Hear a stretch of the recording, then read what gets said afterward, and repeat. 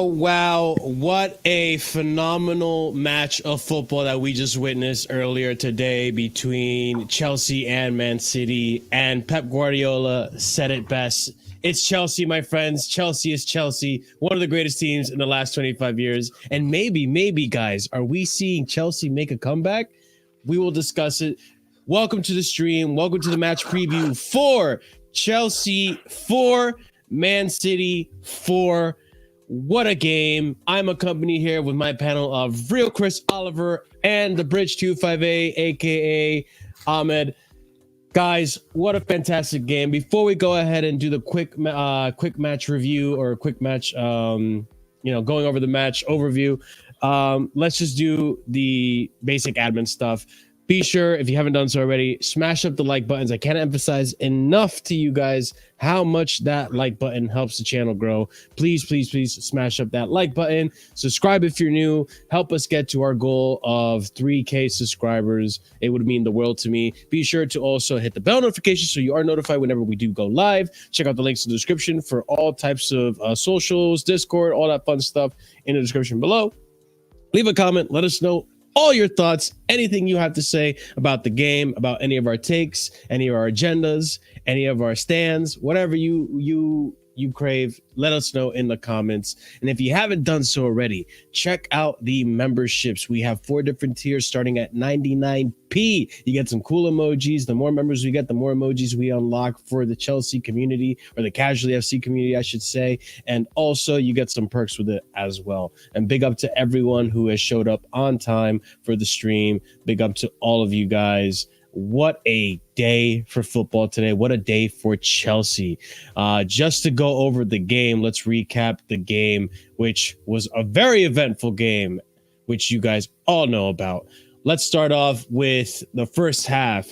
First half, a controversial penalty given to Erling Haaland with Cucurella. We will be going over that on the stream, but yes, quite the controversial little penalty. Is it a penalty? Is it not? We will discuss that with amongst the panel. But Anthony Taylor, always making himself the center of the show as per usual in these games. Then we have shortly after Thiago Silva coming in clutch with a John Terry-esque header from a corner, and a beautiful goal, putting us back to a draw, 1-1. And then just right before, actually, towards the end of the first half, Raheem Sterling, also Reece James taking advantage of a Guardiola mistake, crossing it over to Raheem Sterling, who taps it in, 2-1, giving us the lead. We're looking good. We're feeling high. And then, unfortunately, in a lapse of concentration, across into the box for Manuel Akanji, who's given essentially a free header, and scores it, puts it in the back of the net. We go into the second half, draw 2-2. Then we come back out in the second half, same lineup that started us off, and we see the impact that a substitution of Mudryk makes, starting to play off, handing it off to a Chelsea player. I believe Gallagher then. I think it was Enzo. Then Gallagher makes a shot. Ederson can't hold on to the ball. And then we have Nicholas Jackson right there to poach the opportunity and put it behind the net for a 3-2. Then we have... then actually Erling Haaland ended up scoring in the second half. Sorry, I missed that one. Erling Haaland scores in the second half. We're behind. We're now behind on that one. And then Jackson, equalizer for the third goal. Then we have in the later minutes of the game, Rodri given a chance to take a shot. Unfortunately, deflected off Thiago Silva, who, for his age, I'm sure sluggish legs, couldn't get a complete block on it. And unfortunately forces Sanchez to go in the other direction, which the ball was going to be shot at. Sanchez probably would have blocked it, but Thiago Silva deflects it. And then we have, we're behind 4-3 to Man City. And then Broja comes in, wins himself a penalty. And Cold Palmer comes in clutch, high to the left, putting us back to a stalemate. 4-4 with 90 minutes and 5 minutes of stoppage time on the clock.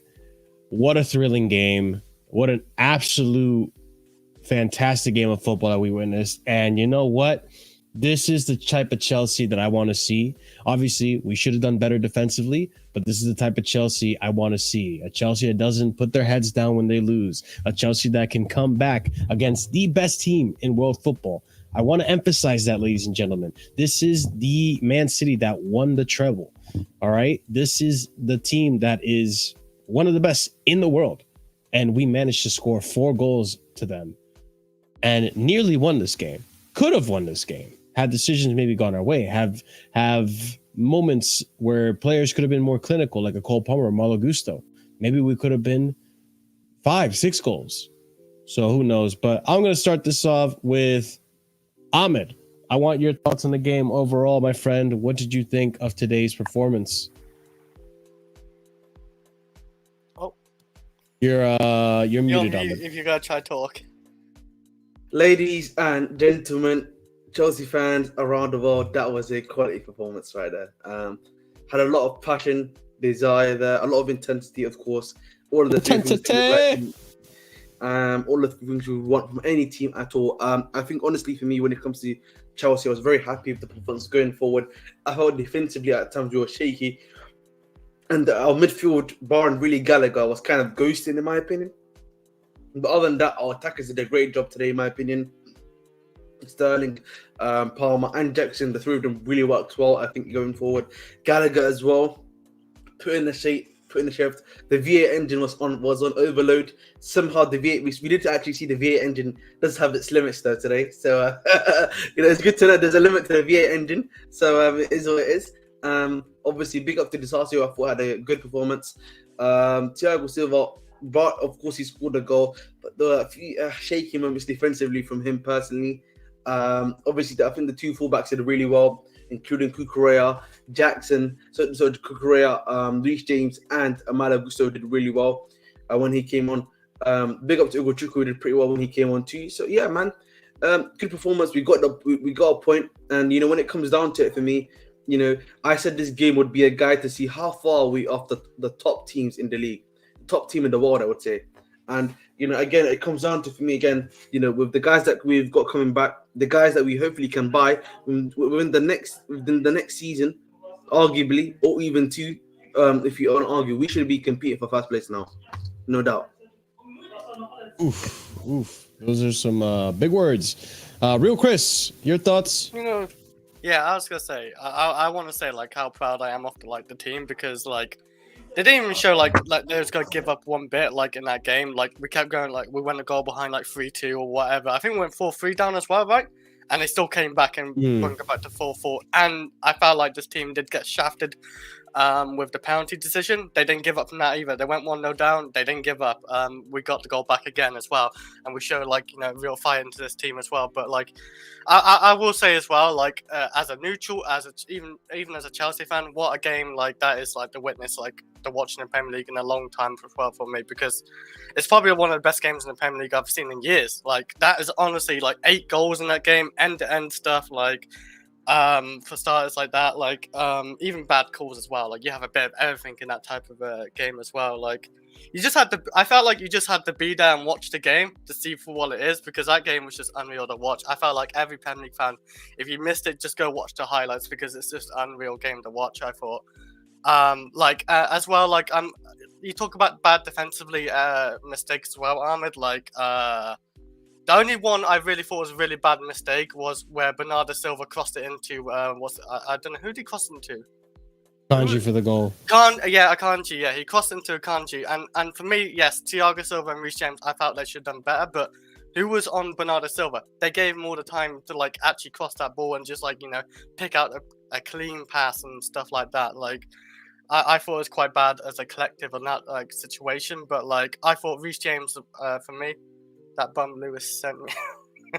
Big up to Lewis. Thank you so much for the raid, brother. Appreciate it.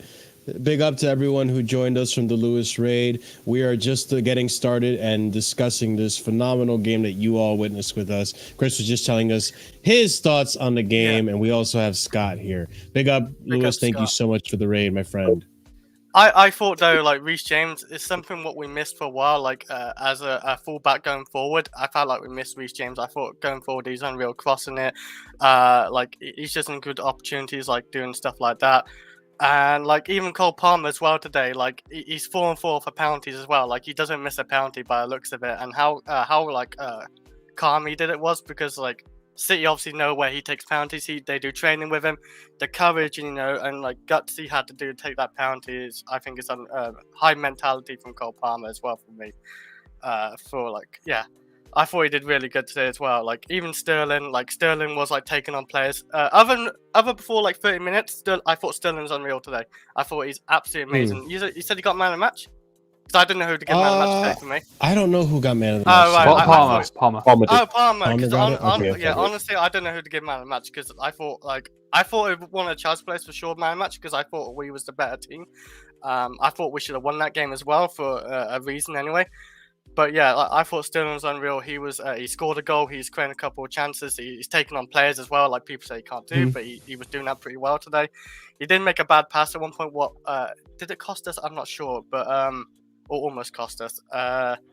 Yeah, I thought it was an unreal game anyway. Like I loved it. Honestly, 100%. There was so much in that game you can talk about, and we are going to continue talking about it. Anyway.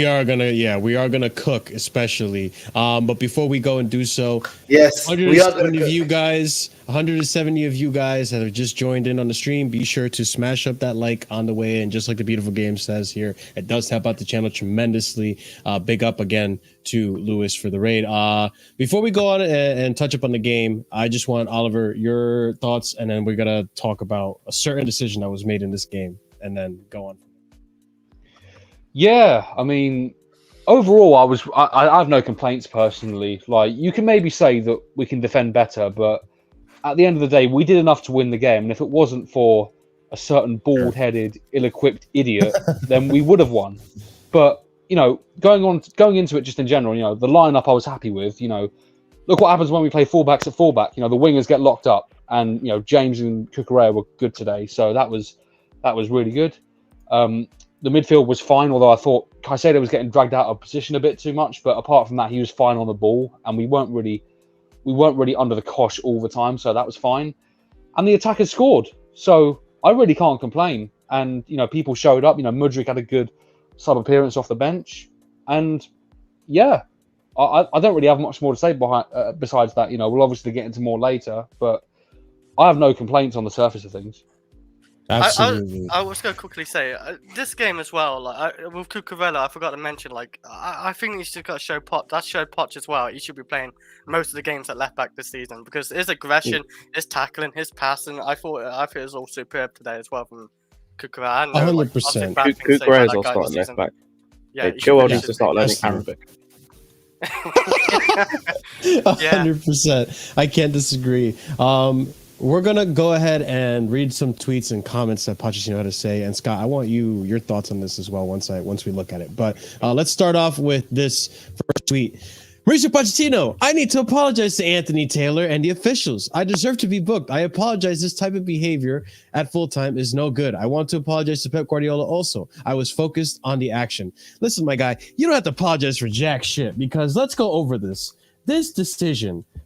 Look, I'm still a little bit on the fence. I am more so leaning on the fact that it's not a penalty. So let's go over the play slowly but surely. We see here at the beginning, Cucurella holding on to Haaland. Haaland essentially just shaking him off. And then once the play comes in, right around here, he essentially is fouling and holding on to Cucurella as well. And they're both grabbing each other. It's not a pen. It's not a pen because the only reason Haaland gets in front of Cucurella is because he pulls him. But I also don't blame Anthony Taylor for this, by the way. I blame the VAR and the linesman. I believe I'm going to be in the minority. Taylor made the decision before VAR. Yeah, no, he did. And from his angle, because everything after that, by the way, everything after the initial ball by Haaland is a pen. In terms of Cucurella brings him down, it's a silly challenge to make, everything like that.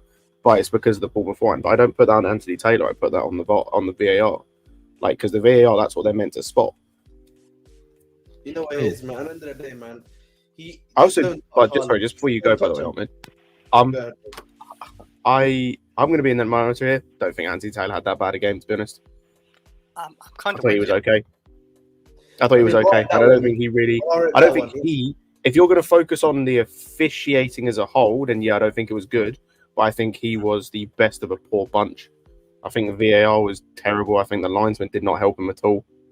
I don't think he was bad. I think the officiating in general by everyone involved was poor, but not. I don't think he was the worst of it. I've seen him have worse games. I'll put it that way. Oh, he's had way worse than this. Yeah, he's But definitely. we've lost trophies to him. I just before. think for me, when you look at this year, I think honestly it is a penalty, whether we like to admit or not, because he's holding Haaland. Now, listen, we can criticize it or not. Why is he falling down? Like, listen, Kukurea is like probably half the weight that Haaland is, if you're being honest. But you know, if you give him the opportunity to do something like that, then it's your fault, bro. Okay, Right? hold on. Let me ask you something, Ahmed. If this is a penalty, then if you're consistent, then would you say when Cole Palmer was 1v1 with the keeper after dribbling past 3 players, is that a penalty too? I actually can't remember that one. You'll have to show me. It was when Rodri and Diaz had their hands on his shoulders when he was running through. Yeah. Okay, yeah. If they were holding him back, Let's go backstage then, yeah? We'll go backstage. Obviously, like, they go for opportunity. Then I would have generally, I forgot maybe. Ahmed, they put Ahmed, what sometimes you it just was, forget. they put him off balance basically. They put him off balance by having their hands around his shoulders. But like the thing is, and I'll say it like this, yeah. If like you know, like the Hoyland one where he's literally just holding him, it's very similar to the one that we're literally seeing right now from what's it called, Kukurea. That's the reason why it would have to be essentially a penalty, a yellow card, a penalty. I don't see it personally. Agree. Like he's not getting to the ball though. That's the one thing that stands out. He can't get to the ball because Silva's there, and Silva wins it anyway. There's no way Haaland can cover the ground quick enough. The thing is, it was a similar situation again with the Hoyland one, because the Hoyland one was coming from across, and there was someone in front of Haaland even at that point. But because of the fact that he's holding him like that as well, he just denies him. Which is the issue. I just think right, for me, I don't think it's a penalty because I see this shit like a lot of times in the Premier League, even before in the previous, like, you know, Maguire when he's had headlocking Aspie in a box and we still didn't get a penalty for that. I see so much grabbing in the box like from any team in the Premier League, like even the Newcastle and Arsenal one. That's more of, if anything, that's more of a foul. What just happened here? But like this is just way too soft for me, Ahmed. I can't. I understand you shouldn't be grabbing people, but this stuff just always happens in the box. They were grabbing each other.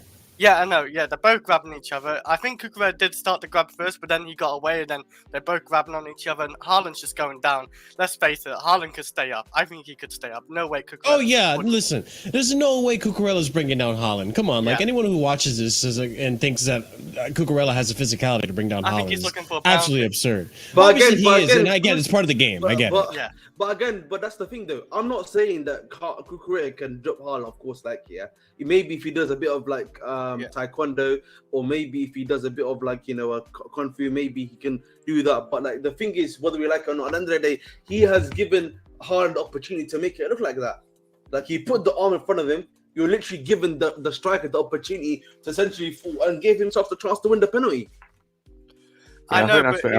I think someone commented earlier. I think it was Moody commented earlier. Where it's like what Haaland does, because that's the thing that for me makes it not a pen. Because I said everything after the Haaland pull is a pen. Kukurea shouldn't have his arms around Haaland there. Like that's just stupid. It's a foul. But there was a foul preceding that where Haaland pulls him back to get in front of him. But the thing is, Haaland, like what Haaland did was subtle. Like Haaland's pull is just enough to like. It's just enough to get in front, but it's not enough that it makes it obvious. Whereas what Kukurea does there is obvious. He's got 2 arms around him. Like, that's going to be given as a penalty all day long if the first bit wasn't seen, which it wasn't. And that's the thing. Like, it's one of those... It's one of those things where, like, Kukurea needs to do better there. I don't fully blame him. I don't really fully blame anyone apart from, like, the VAR should be, like, looking at that better. That's the only thing. It's just they should be noticing that, because as I said, it's a subtle thing where like you're not going to notice that in the moment. It's one of those things where like you notice it in a replay afterwards. Like, the question I would ask here to everyone here, is that clear and obvious? Remember, at the end of the day, these guys will say, is it clear and obvious that that's yes, that's clear and obvious. And that's what I'm saying. This whole of VAR is very subjective when it comes down to it. And also, Vic, I'm not working for City. I'm just trying to obviously give I'm giving the devil advocate's take when it comes to this one. When it comes to this one, I'll give the devil advocate's take because I feel like no one will give it.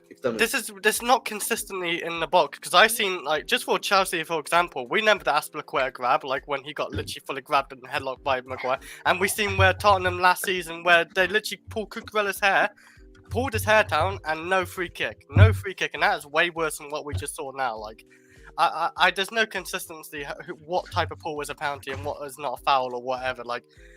That's what I don't like about VAR. There's no consistency with this. Is just way weak on what happened I've seen before with Chelsea, and there's other teams as well. What's grab and pull, but I'm just giving Chelsea examples anyway, stuff like that.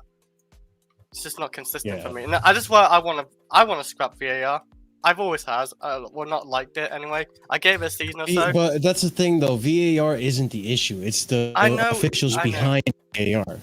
Yes, but that's the problem. Like we don't get this controversy, but we don't get this controversy in La Liga. We don't get this controversy coming out of Bundesliga. You know, like we don't get this controversy coming out of Serie A all the time. Like you know the problem is, that.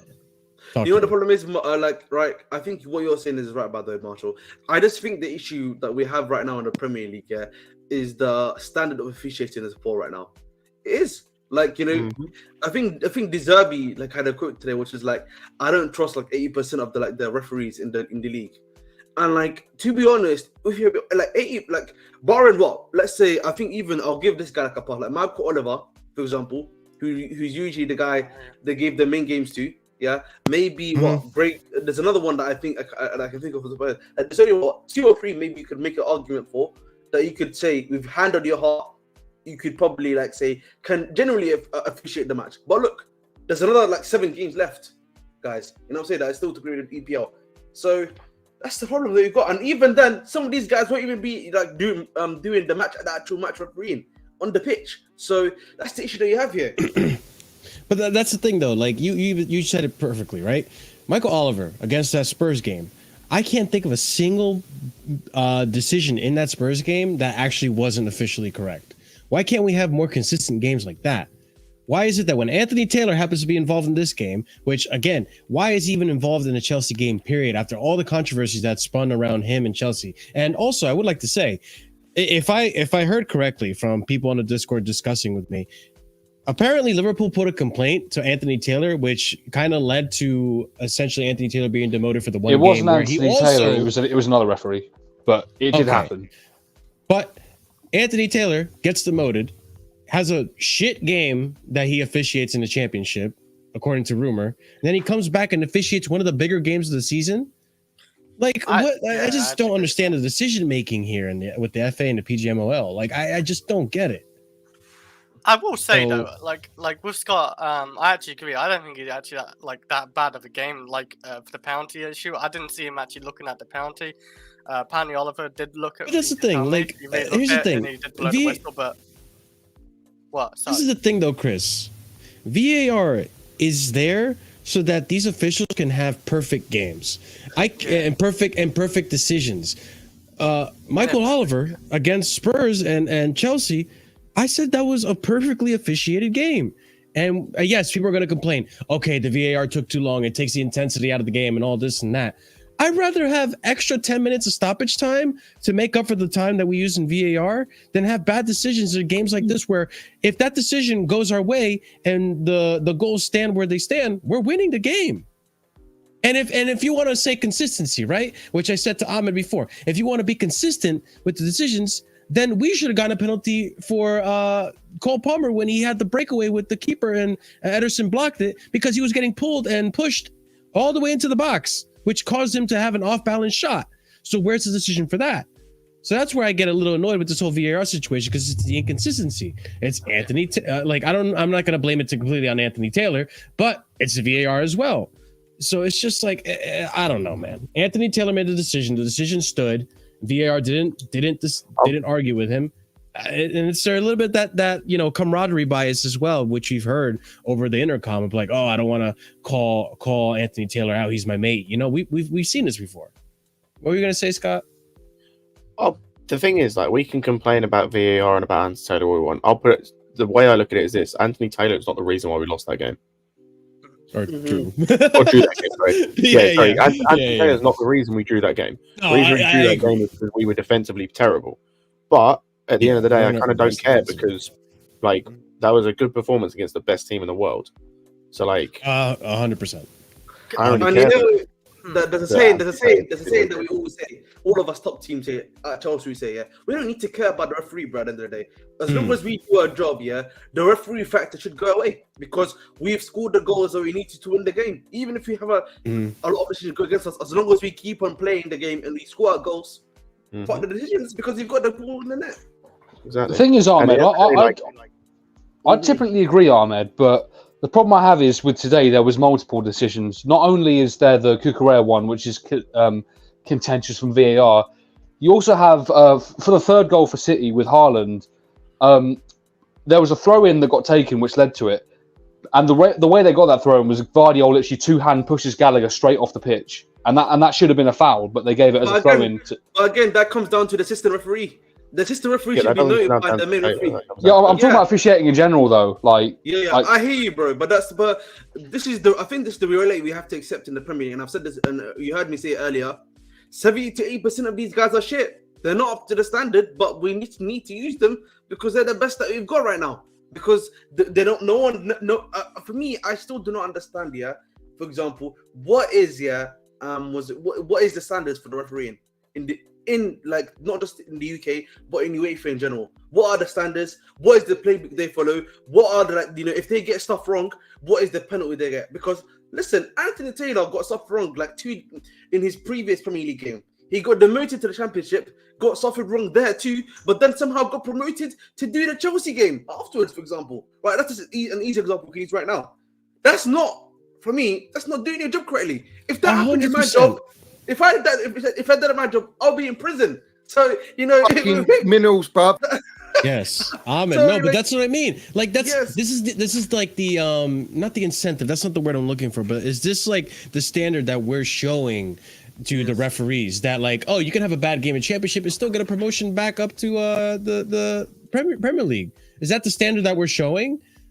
That you can have a bad and a controversial call also and get calls wrong also in Championship, but no worries, you get the next game you get to officiate the Man City and Chelsea game. And I'm not having this like, oh, it was already scheduled, all this bullshit. No, these people get paid enough. They can find other people to officiate. I'm sure there's plenty of other people that are capable of officiating to take the place of any of the officials you want to say. Because Scott's right. This game isn't entirely on Anthony Taylor. I know that one decision. We could talk about that. But there's a bunch of officials on here. And you see the standard. You see what they can get away with in Championship and still get rewarded for bad performances. It's just, I don't know. But the thing is, like, I think this will be the final point on this free stuff. We just need to accept it and move on.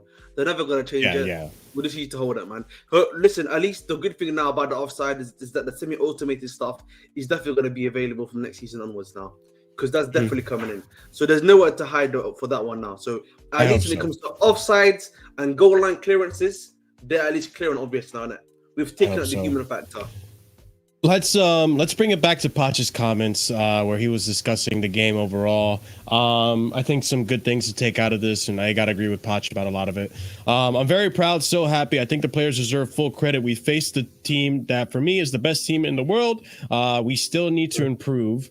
It's a process. When you want to build a project, build a journey. Then he also stated on Chelsea coming from behind 3 times, showed the character, showed the mentality, and we also had tools to go for the goal and to dominate and the capacity to create chances, which he is absolutely not wrong about. I think it's important today to start build our confidence in the way we are working. It's not to translate into how we are going to compete in the future. And I think this is the same exact quote. But I mean, is there really anything to disagree with here, guys? Michael Owen also says, listen, it looks like Chelsea are beginning to come back to what they were. I think now we are seeing the proper Chelsea. So guys, listen, I don't want to be a buzz killer, but I think we need to, you know what I mean. The bubble needs to be slightly burst. You know what I mean, just to bring some realism levels. Just say what you're gonna say, bro. Obviously against Tottenham and against Man City, there's a word beginning with H. They all have in common. That highlight football position. Even Arsenal. Right? Even no, I'm talking about the last 2 games. Oh yeah. Right? So, that, I feel like against those teams, obviously Man City can be a lot harder because of the fact that champions and they've got all these amazing players. It's going to be a lot harder. But Ahmed, you're kind of cutting in and out. I was with your about to say, microphone. I had to. okay, how about now? Oh, There you go. There you go. So, Talking to your mic, listen, my friend.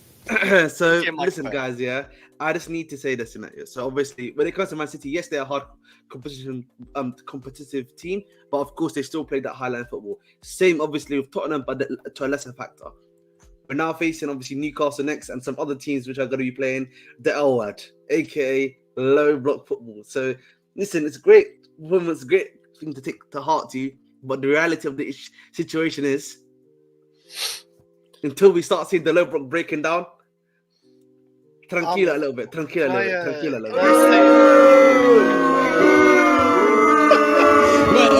Well, Chris, before you go, Chris, I mean, listen, this is the thing, though. Ahmed, you're technically not wrong. I don't think Man City today necessarily played like a highline football like Tottenham did, but Of course not. No a one else real does. test, a big test for us is going to be Newcastle. I would say Newcastle. Well, actually, I shouldn't speak. I think Man City was the biggest test we could possibly face. Newcastle does come really close to that, though.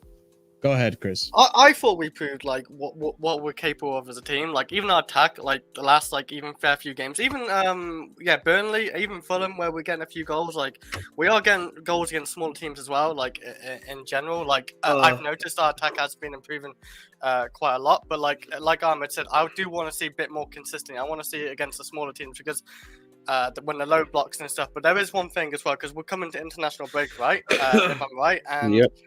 And Kuku comes after international break, I hear.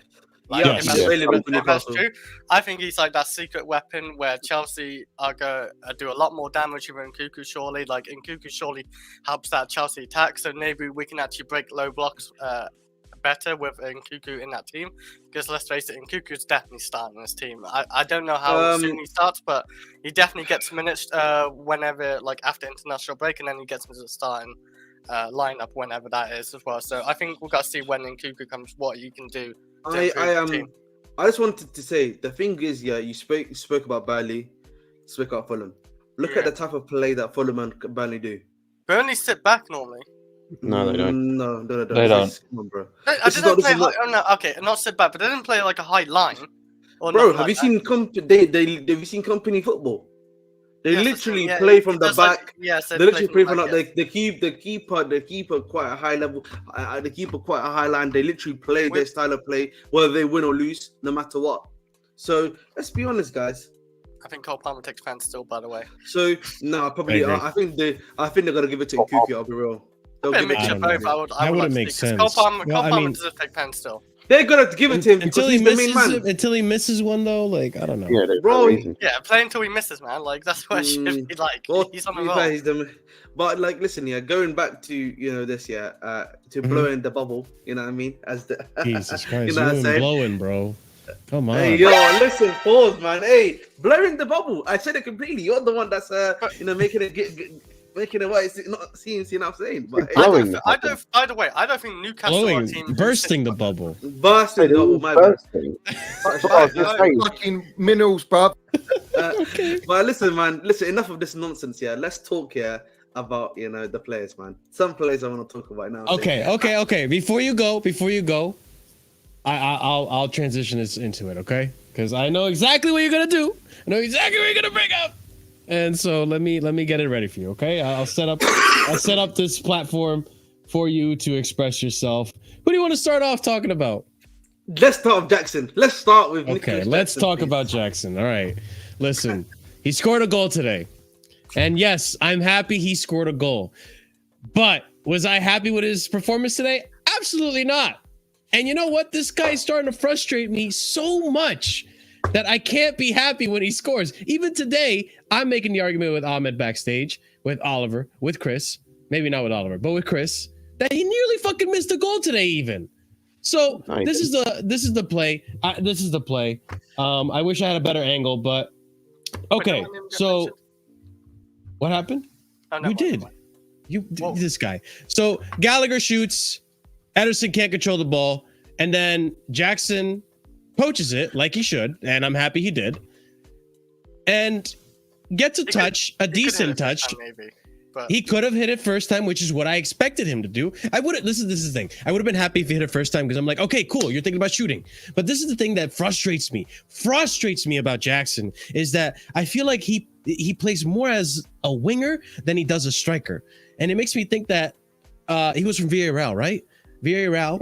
I think he did play at left wing a bit, and maybe that's what's kind of like in his head ingrained, like, let me dribble. And it's too often where he tries to dribble past the keeper and he doesn't pull it off. Now, he didn't do it today, but I feel like in this moment, he was thinking about dribbling. So he gets a touch and he sees Guardiola coming up and he's like, fuck, okay, let me shoot it. He shoots it and just barely gets it past Ederson. So look, it's a goal. I'm going to take the goal. He barely gets it past Ederson. He barely gets it past Ederson. No. He takes a touch. this is why I said He scored. No, I said he did score. He did score. I appreciate that he scored. But this player, I think what I'm trying to take away from this is that he has been really frustrating to me as a player. And part of it is because of this dribble first, shoot second mentality that he seems to have. And it's not what I want in a striker. Can I just say, man? It's just frustrating for me. Let me talk now. Yeah, go for it. This is, if this was... Let me know when you want me to pull up your thing. Okay, listen, I have never seen Marshall do this for Kai Havertz. Yeah. I've never seen Kai Havertz isn't a striker. Yes, he is. I've never seen Marshall. No, he's I've not. never seen Marshall doing this. Where did he play for us? No. What are we doing? No, what are we doing with this nonsense? What are we doing with this nonsense? He knows, Like, man. what are we doing? He's not a I striker. already said to Marshall He played in the striker position, but he's not a striker. Scott, Hang on. You can argue that then the same thing for Jackson. There are people talking about he's a winger, not a striker. You can make the same argument in for Jackson. But that's what I said. But I would agree with you. I think Jackson. What's the argument here? He scored? No, he scored. I'm happy he scored. But I would agree with you in the sense that you said Jackson probably is better off as a winger than he is a striker. And I would agree. And this gives me more emphasis that in January we definitely need to go for a striker because I don't think Jackson's the guy.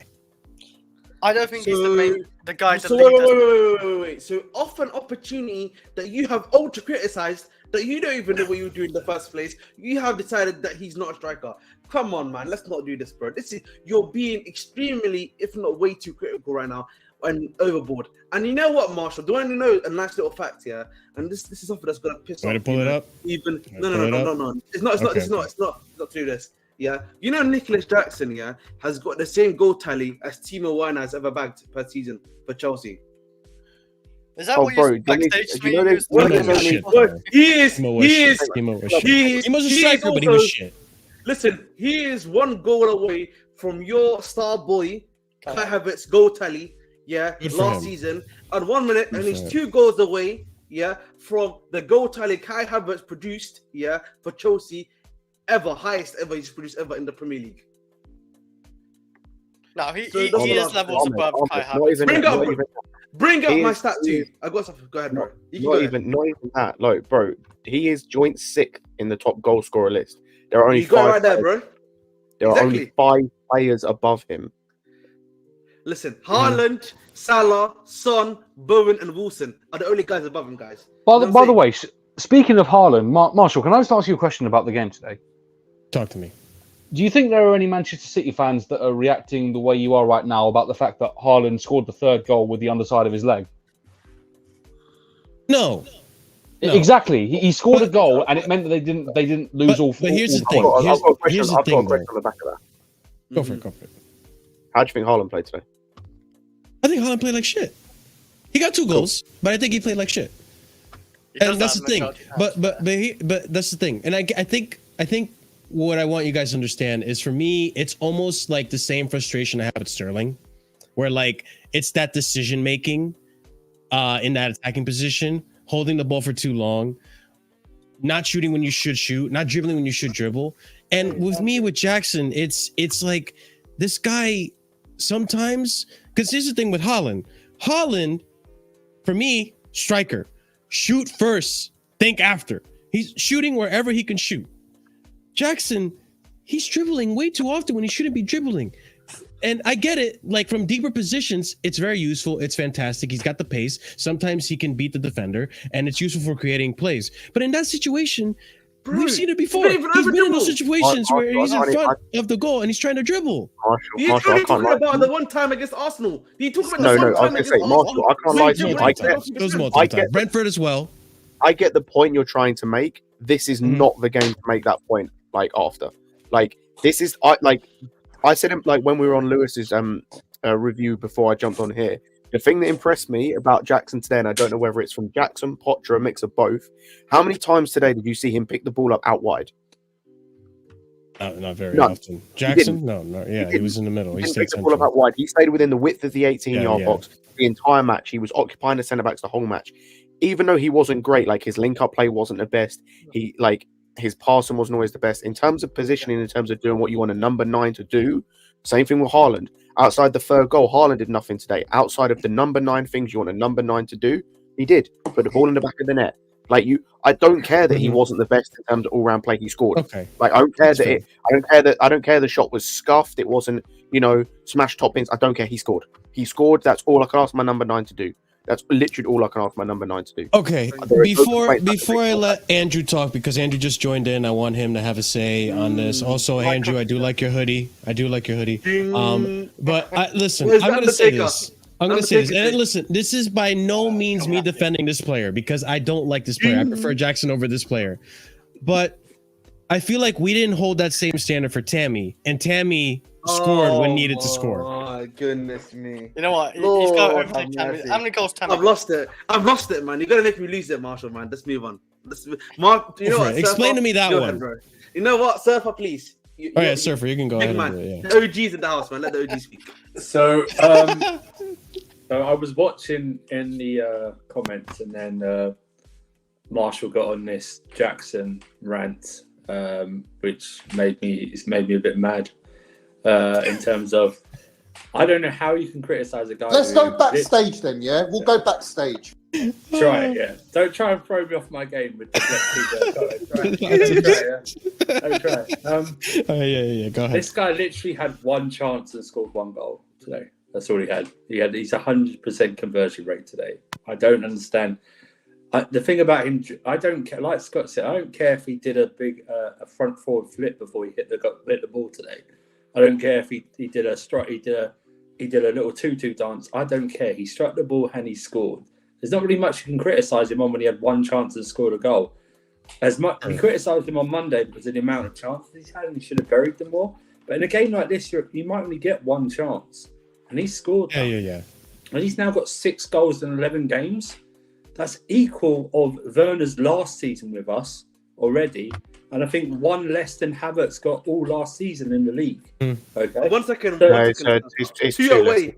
It's too less. Sorry. What I'm saying is this. Is that in that type of game, you might only get one or two chances, and he only got one chance. We didn't really give him much service today. You know what I mean? It was more of like half chances, and he was laying it off. I just think to criticise him for this game is wrong. The previous game, fine, because he had so many chances that he should have had a double hat trick instead of just one. This game, I don't really. There's not much you can really criticise him when he had that one chance and he struck it. Whether you think he was trying to do whatever, he still struck it and it still went in. This is what it's just. It's one of those. I want to get really now on Ahmed about his stinky Sterling agenda. In terms of, you should sell this guy. Yeah, you should have known this was coming, by the way. Well, yeah, I knew. Today, I'm gonna listen. I said this on the Discord, and I said it today. I'm gonna hold on my hands. He had a good game today, and I will be honest about that. You know what I'm saying? That's a good game. He had a great game. Man of the match performance. Yeah. Again, I think Gallagher has the man of the match performance in my personal opinion. Whatever, man. Whatever. I'll say this: Sterling cooked the so-called best right back in the Premier League history today several times. I'm not hearing this like he's 34 years old and all this shit. He absolutely terrorized him. He scored a goal. He did to City what he did for them so many years. He scored a tap in, and I don't care about that. He cooked. He trapped back. He tackled. He laid one in on Foden right near the end of the game as well. take some of that. He was Oh absolutely my god, that was brilliant. unbelievable. Yeah, he was absolutely brilliant today, and he has been for most of the season. It's just Ahmed's stinky agenda because he's been now proven wrong about him that he's stepping up. Now, Ahmed won't admit it. On the Discord, he kept calling him CTE Sterling. He kept criticizing him over and over. He kept saying, "Look at Sterling just walking there, not doing anything." Hey, listen, man. Sorry, man. Listen, man. It's not a coincidence. Well, it's not a coincidence. Well, you stopped doing your career mode on FIFA after you sold Sterling as well on your game as well. Yeah, like you stopped doing that. Listen, man. In the short term, listen, I'll take the short term out, but I know in the long term. In the long term. At the end of the season. At the end of the season. When end of the season? What? When he's cooked most of the season? That's where. At the end of the season, yeah. When we look at the record, yeah, I'll be proven right. That's all I'm saying. Yeah, I don't know why you want to be proven right. That's the thing. You Yeah. I feel like I don't want to be. I don't know why you want to be Ahmed, proven what right. the fuck, What are you going to Ahmed? be proven right for? I don't understand it. By the way, talking about Sterling though, like you know where he like took on like I think it's like 3 City players and then he got like fouled. That was incredible as well. Like people like Ahmed said, you can't take on players. He was taking on multiple players today as well. Like it was like watching Messi on. I never said that. I said that he has. You said ship him to Saudi, bro. I heard you. You said No. Yeah. He did. No. Not that comment. I'm talking about. Ahmed. I said that. Yeah. He has a 10% success rate whenever it comes to dribbling. That's what I did say about him. Today it's like 80%. You've got a 10% success rate in your criticism of him. That's probably less than that. That's what it is. Yeah? That's what you've got. Ahmed, in moments like this, you just got to take the Jose route. I prefer really not to speak. And If I speak, I am in big trouble. I think he's been quite clinical this season, Andrew, as well. Like Sterling, with all the chances he hasn't had like a bunch of like chances all season. What's your 5 league goals? It's like 5 or 4. No, it's not. He's only got 4 league goals. Him and Palmer are tied for 4. 4, yeah. Yeah, and I don't think he's had a lot of chances this season. He's been actually doing the creating or on the ball work, like stuff like that. He's only got 1 assist, mate. He's only got 1 assist. Let's not go too Still, like you don't act like this team doesn't miss. I'm pretty sure he squared one to Jackson at like the 6-yard box. See this guy, man. He always tries. He tries to think he's got a rainbow at the end of the tunnel because he's only got 1 assist. This guy's a 10. You are absolutely. You know what? You're a fraud, we miss chances in this team. You're a fraud. You're a fraud. Hey, man. You know what else is you know what else? You know who else is fraudulent? I'll say this right now. Jesus. Who else is fraudulent? Right? Is the 125 people watching, and I've only got 44 likes. You know what I mean? So I was Hey, yo. What's going on? Smash up those likes. I thought I was next on Andrew's list then for a second. Chris. I just accept for you for who you are now. You know what I mean? It's all I'm good. not gonna lie. This likes conversion rate right now. Yeah. Outside of bang average. That's what we're like when this likes conversion.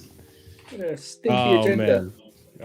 Speaking of stinky agendas, we should discuss this. We should discuss this. Oh no, like he was. I will say, by the way, he was stinky. Outside the first 30 minutes, he was bad. His partner as well. Wow. The midfield was ghost. Midfield was ghosted today, bro. I'll be real, guys. Gallagher.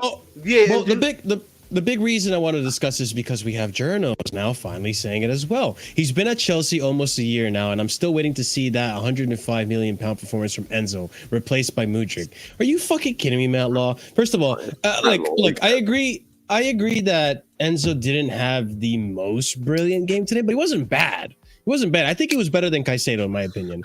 But he was. The thing is, like, you expect like a 105 million pound performance. Like, what is that supposed to mean? Is that supposed to mean you want him to score 4 goals in one game, all outside the box, no look? Like, what do you want from him? What do you expect from a number 8, a 6 in a pivot, pretty much sitting number 6? Like what do people want from this guy? By the way, just gonna point something out. He's already had that performance this season against Liverpool. Like he's already had that level of performance this season. He had it against Arsenal. I was gonna say, well, there were people after that Liverpool game, like not even just Chelsea fans, by the way, because me and Andrew in a group chat with other fans, and there were people in there, Liverpool fans, Ahmed as well. Sorry about like Liverpool fans, United fans, Tottenham fans, talking about how he's in the top 5 midfielders in the league. Yeah. after the Liverpool game. He's already had that performance. He's overplayed right now. He had against Arsenal where he silenced every Cobham Wet Dreams player of Rice for 70 odd minutes. So he did that, and he did it against. Well, you can say what you want, but he's done it. Has he had a mixed season? Yeah, he has a mixed season, but that's to go with the team, right? That's what I'm saying. Why is it point isn't all on Enzo? Do you know what I mean? He's also been playing out of position for plenty of games as well. I honestly just feel like he's been overplayed, man. We've been playing him too much. He needs. Which is why Ross is common. Let me ask Calm a question. Yeah, that's the one I want. Big up, Calm. Welcome back. Because I don't believe midfielders like Enzo are 105 million pounds. Actually, yeah, good question, Surfer. Okay, Calm. Then 105 million midfielder. Then is Declan Rice a 100 million DM? Has he been outstanding? I want to see where your standard is. I want to see where your standard is, because I would argue that, and listen, I don't like Declan Rice. I would argue that Declan Rice for Arsenal has been an outstanding signing for them. He has been fantastic this season. He doesn't score a bunch of goals. He doesn't score a bunch of assists. Jason 22 has probably got it right as well. We might see the best of them when the international breaks are over after this. So we might still see the same with them as well, because they do play every single minute, you know. But I would say this, he didn't play well. Yeah, I thought he had a good first half overall. Second half, both the midfielders, they sort of they died.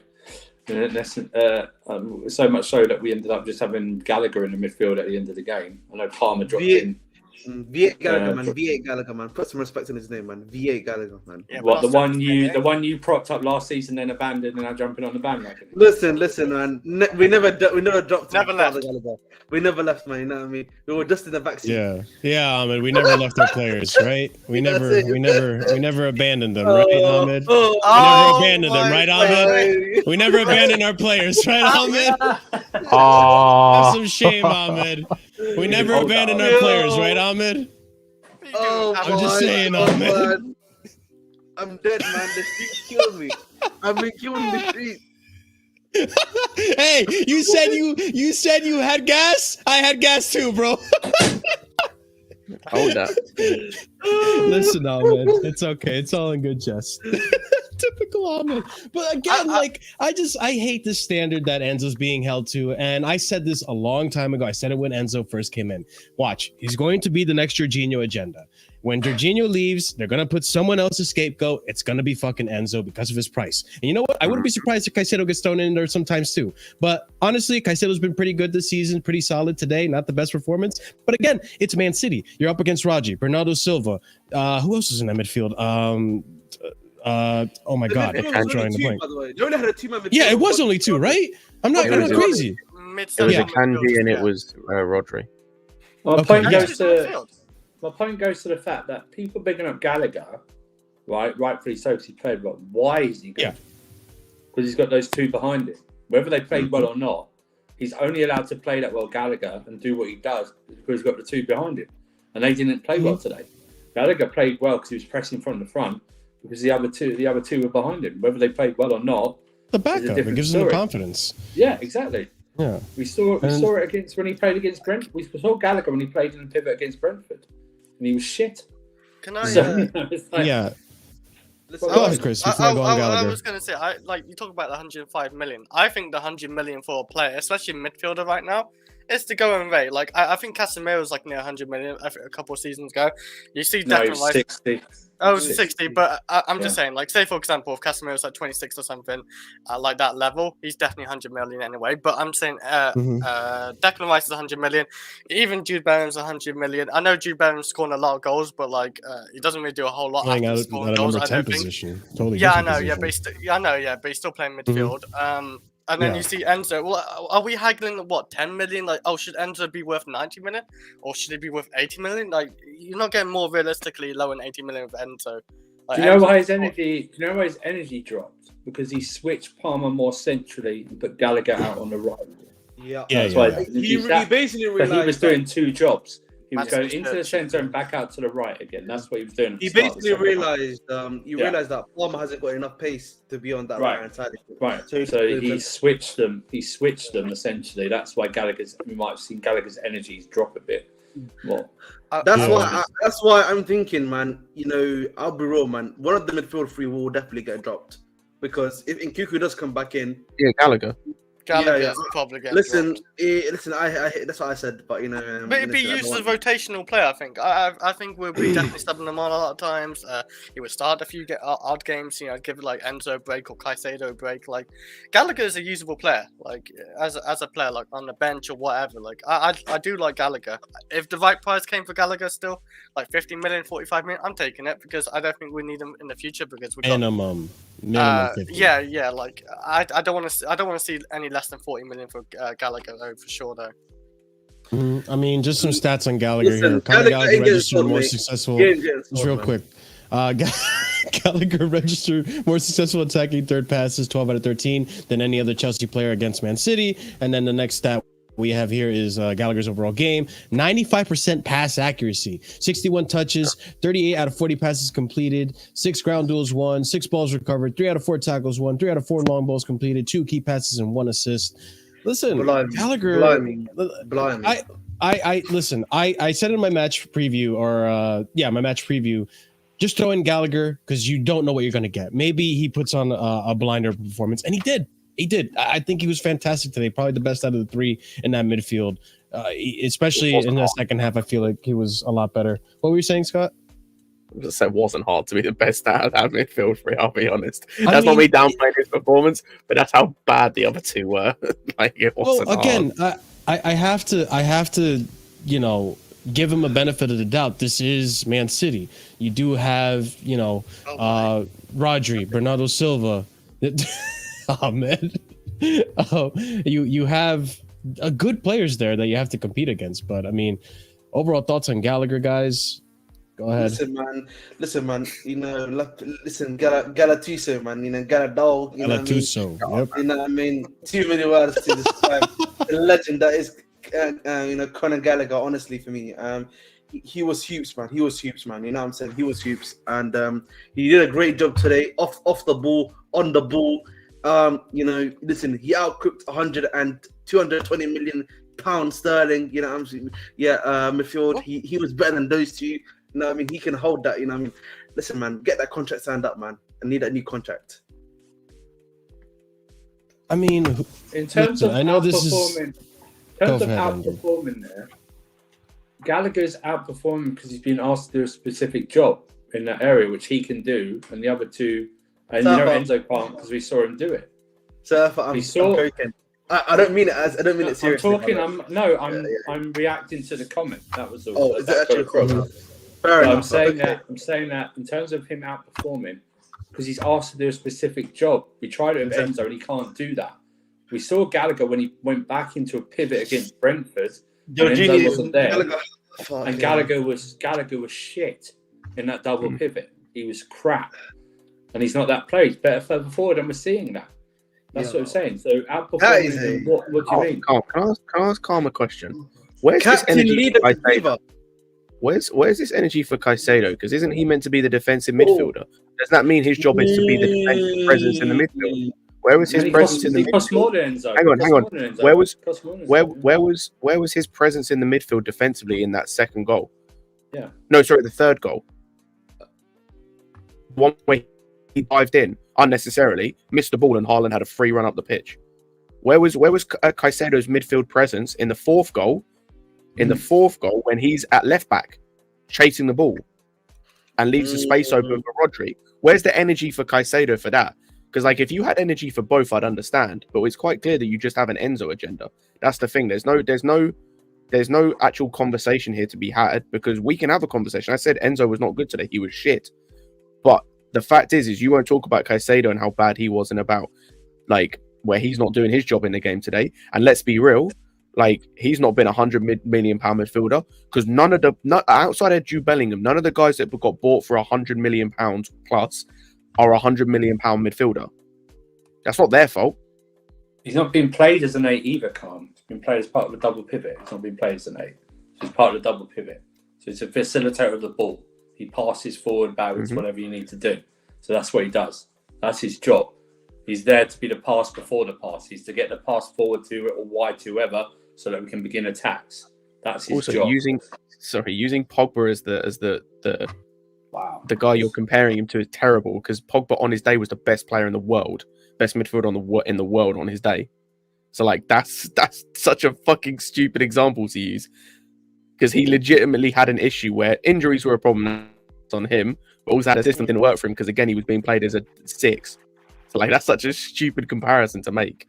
I'm just leaving this in the background while we discuss Enzo, just so we can see how he performed today. Goodness me. You don't have to listen. You can still back Enzo and criticize him. It's fine. You don't have to like not back a player or back a player. You can still back a player.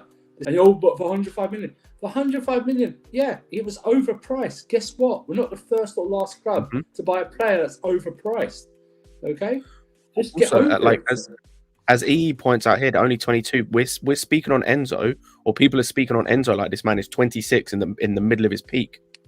22, right? 22. 20, Yeah, yeah. he's like 22. That's what I'm saying. Still Hang on, rewind that. Also, aren't you gonna get like copyrighted or demonetized for this? Nah, this is already on Twitter, so usually Twitter does a good job at taking it down. It's an edited video, so I'm going to hope and pray. That's Enzo that has the ball, right? Twitter videos do get taken down, Marshall. So hang on. This hasn't gotten taken down yet. Not yet, but So it might not. But yeah, Enzo passes it to Palmer. Palmer to Reece. Telling me that Enzo is directly Sterling. involved in a goal. Okay, so you're telling me that Also, Enzo is directly involved in a goal. Where is this thing about last season where we sold all of our midfield and just had Enzo and Gallagher in there and had Enzo as a defensive midfielder?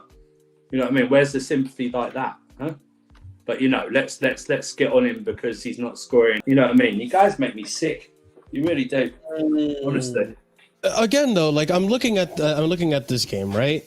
And I know this wasn't his best game. I know this wasn't his best game. But regardless, he had decent moments. And he had decent moments. I thought he had a better first half overall. I hope that his partner, who is meant to be the better defensive player of the two, would help in that regard.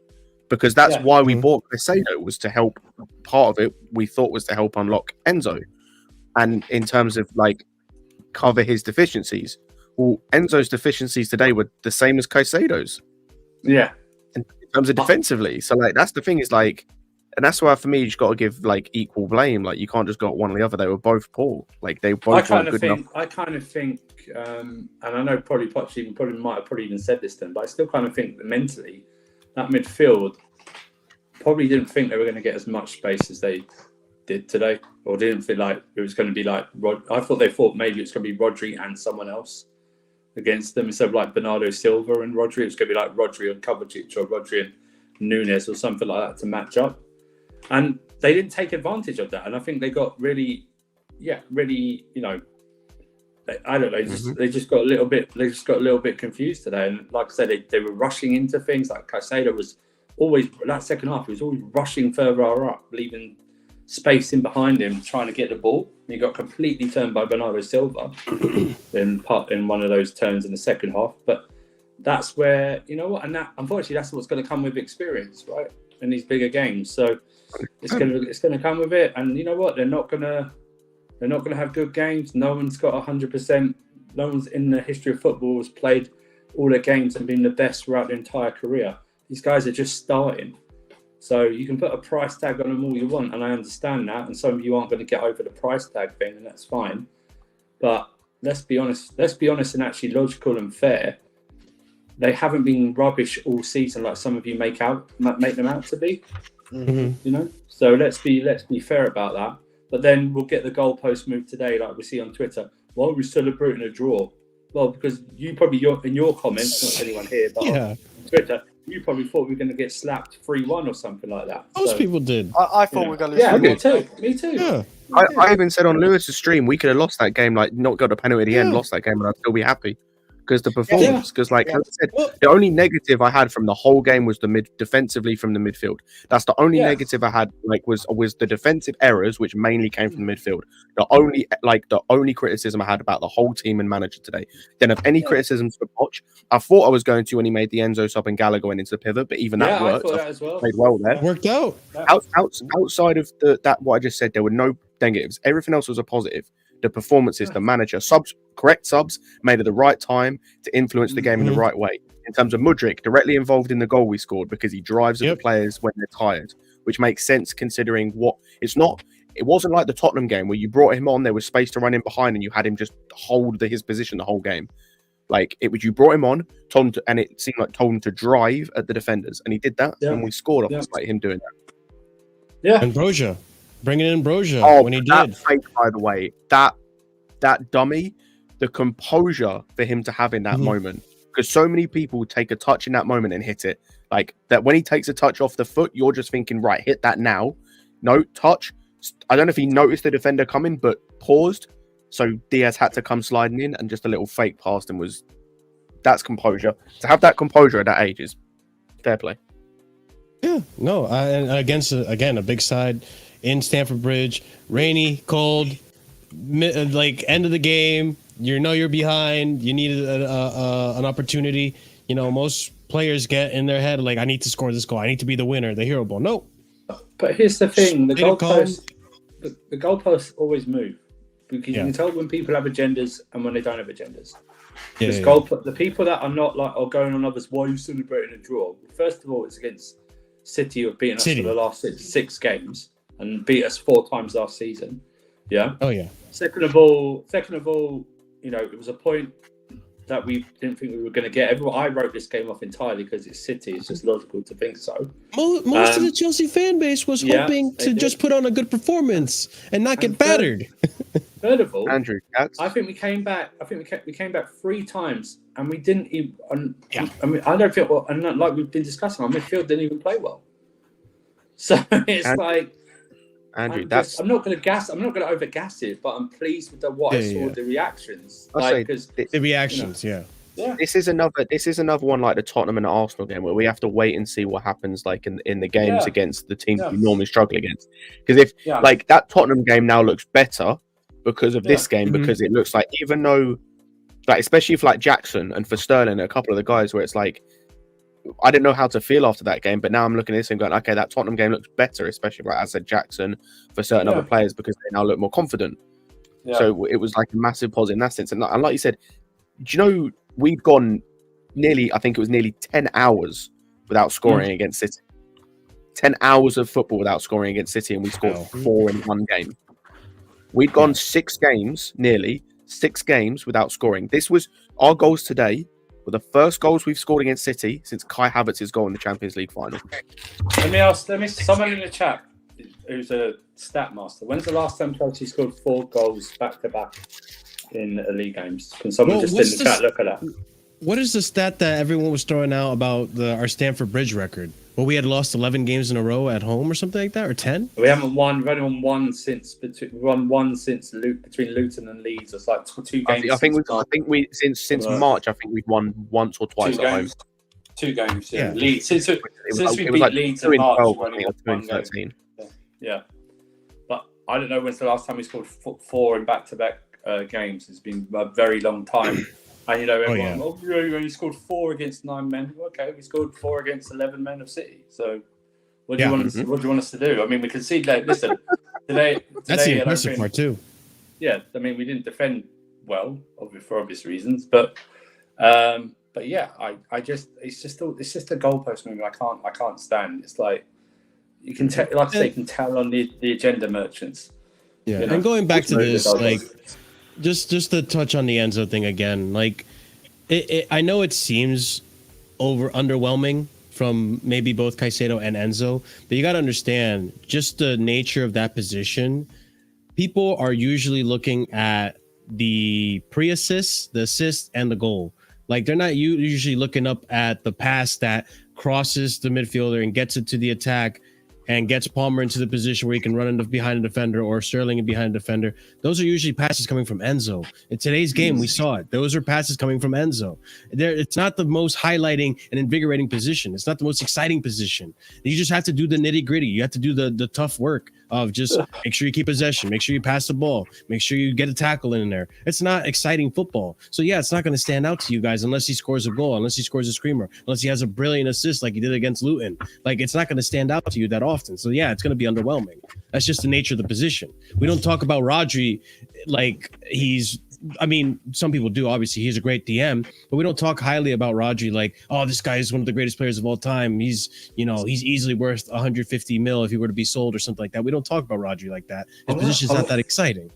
I wonder what I would love. I don't know how you would even do this, but I wonder if those who liked when Kovacic played for Chelsea, I would love to see if they're actually the ones who don't like Enzo but loved when Kovacic was here. Do you know what I mean? Wouldn't be surprised. We still have the same problem with like people like saying about Kovacic. Oh, he doesn't score enough. He doesn't assist enough. Like people were saying that about Kovacic, even though he's a really good midfielder, and Pep saw it as well. These are the same guys who would dig out Paul Scholes for the last 10 years of his career because he only scored like one goal. I wouldn't be surprised. One goal every 2 years or something like that. And they would also dig out Michael Carrick. What does he do? Oh my god! You know what I mean? And he's a hell of a midfielder. Oh yeah, 100%. They need to be the same guys. Need to be the same guys. Oh, 100%, 100%. I don't get why but yeah, should expect midfielders to score goals. Well, it's Chris. It's battle or honestly, Chris. It's just simple because like Lampard and De Bruyne. That's why. Lampard, De Bruyne being the most recent example. Midfielders though, like compared to like most midfielders, they're just two different midfielders in their own like. Yeah, way it's just like, but it's just like I listen. I don't mean to make this like a whole general existential like debate and discussion, but like I feel like just a lot of people, young people especially, they're looking for dopamine. They're looking for that rush of getting a goal and a cool assist, and they want their midfielder to do that. Like this is not how midfield works. It's not how number 8 works. It's not how number 6 works. Like this is the same. This is the same people that I remember when Xavi like got like 100 in one match he got like 100% pass rate. But when you broke it down, it was like probably about 85% of them were either sideways or backwards. All the passes like that. It's like it's the same. Oh yeah, he's very good. He's got 100. You know, he's got 100% pass rate for a goalkeeper. It's like he only passes it like forward or backwards or something like that. It's just. Listen, like I said, we've never said he's played. We didn't say he played well today. But it's just a. I'll send it now. It just stinks. You know what I mean? It's just like they just move the goal. Like Scott said, where's the same energy for Caicedo today, who actually was played? Guys, played worse. Guys. Yeah, we used to prop Mount for just running around. Yes. Yeah. By we, he means. For Ahmed, like I'm gonna be 100% honest. Ahmed, I'm gonna be 100% honest. That's what we spent most of the season praising Gallagher for. Most of this season has been spent praising Gallagher for doing the basics right. Because what we saw last season was the complete opposite. So much of what I've praised Gallagher for this season is the fact that he's not running around like a headless chicken. He's not, apart from today where he should have been yellow carded because he tried to two-foot someone. He's more controlled with his tackling. He's a lot less erratic in his play in terms of it's a lot simpler. It's 1-2 touch. It's nothing stupid. It's no hero ball, no running into cul-de-sacs unnecessarily. It's simplified his game. But let's be completely honest here. Like, a lot of what Gallagher does in terms of on the ball is real basic shit. Like, it's not impressive. It's not elite. It's not out of this world unbelievable. But it's just simple. And because he does the simple stuff good, it means that it's a platform to build on. But let's be honest, no one's sitting here saying he's Bernardo Silva or KDB levels of technical brilliance on the ball. No one's saying that. But we're saying he's had a good season so far, a very good season, because he's doing the basics right. Yeah, and you know what? Last season, guys, you know what it is, man. You know, I think a lot of people, man. Last season, we saw the worst midfield in Chelsea history, bro. Oh gosh, there is under what was it again?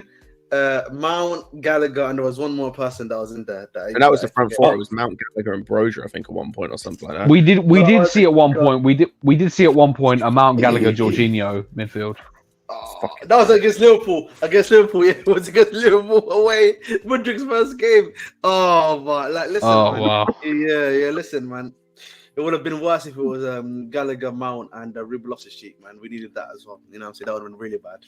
You know what I'm saying? Look at, all I'm going to say quickly before we continue on here. Ruben Loftus-Cheek, man. Yes. You see that guy? He got his man sacked. Just want people to know that. You know what I'm saying? Why has Purely been sacked? Yes, Purely been sacked, bro. Pulisic. Yesterday. Him. He's injured, bro. What are you talking about him? Stop this agenda, bro. Listen, no agenda. There's no agenda here, mate. You're full of agenda. You're full of agenda. I'll hear the Pulisic one because he's played. My man's been injured. You're shameless, Ahmed. You're shameless, bro. You're shameless, bro. Loftus-Cheek played yesterday, and he played in Champions League. What are we doing here, guys? He hasn't been sacked. What the fuck are you talking about? Huh? He hasn't been sacked yet. What are you talking about? I don't think he's not been sacked. No, Oliver told me yesterday that he got sacked. I thought that's why he got sacked. Bro, and Will told me that. Yeah, I'm looking on Google right now. Maybe you missed I'm looking on Google right and now. Will, like, There's no mention of him being sacked. There's mention of him should be sacked. There's no mention of him being sacked. Yeah, maybe Will was on about him should be sacked. Hey, anything? Hey, I hear it now. I'm famous. Maybe missed it. Anything for agenda.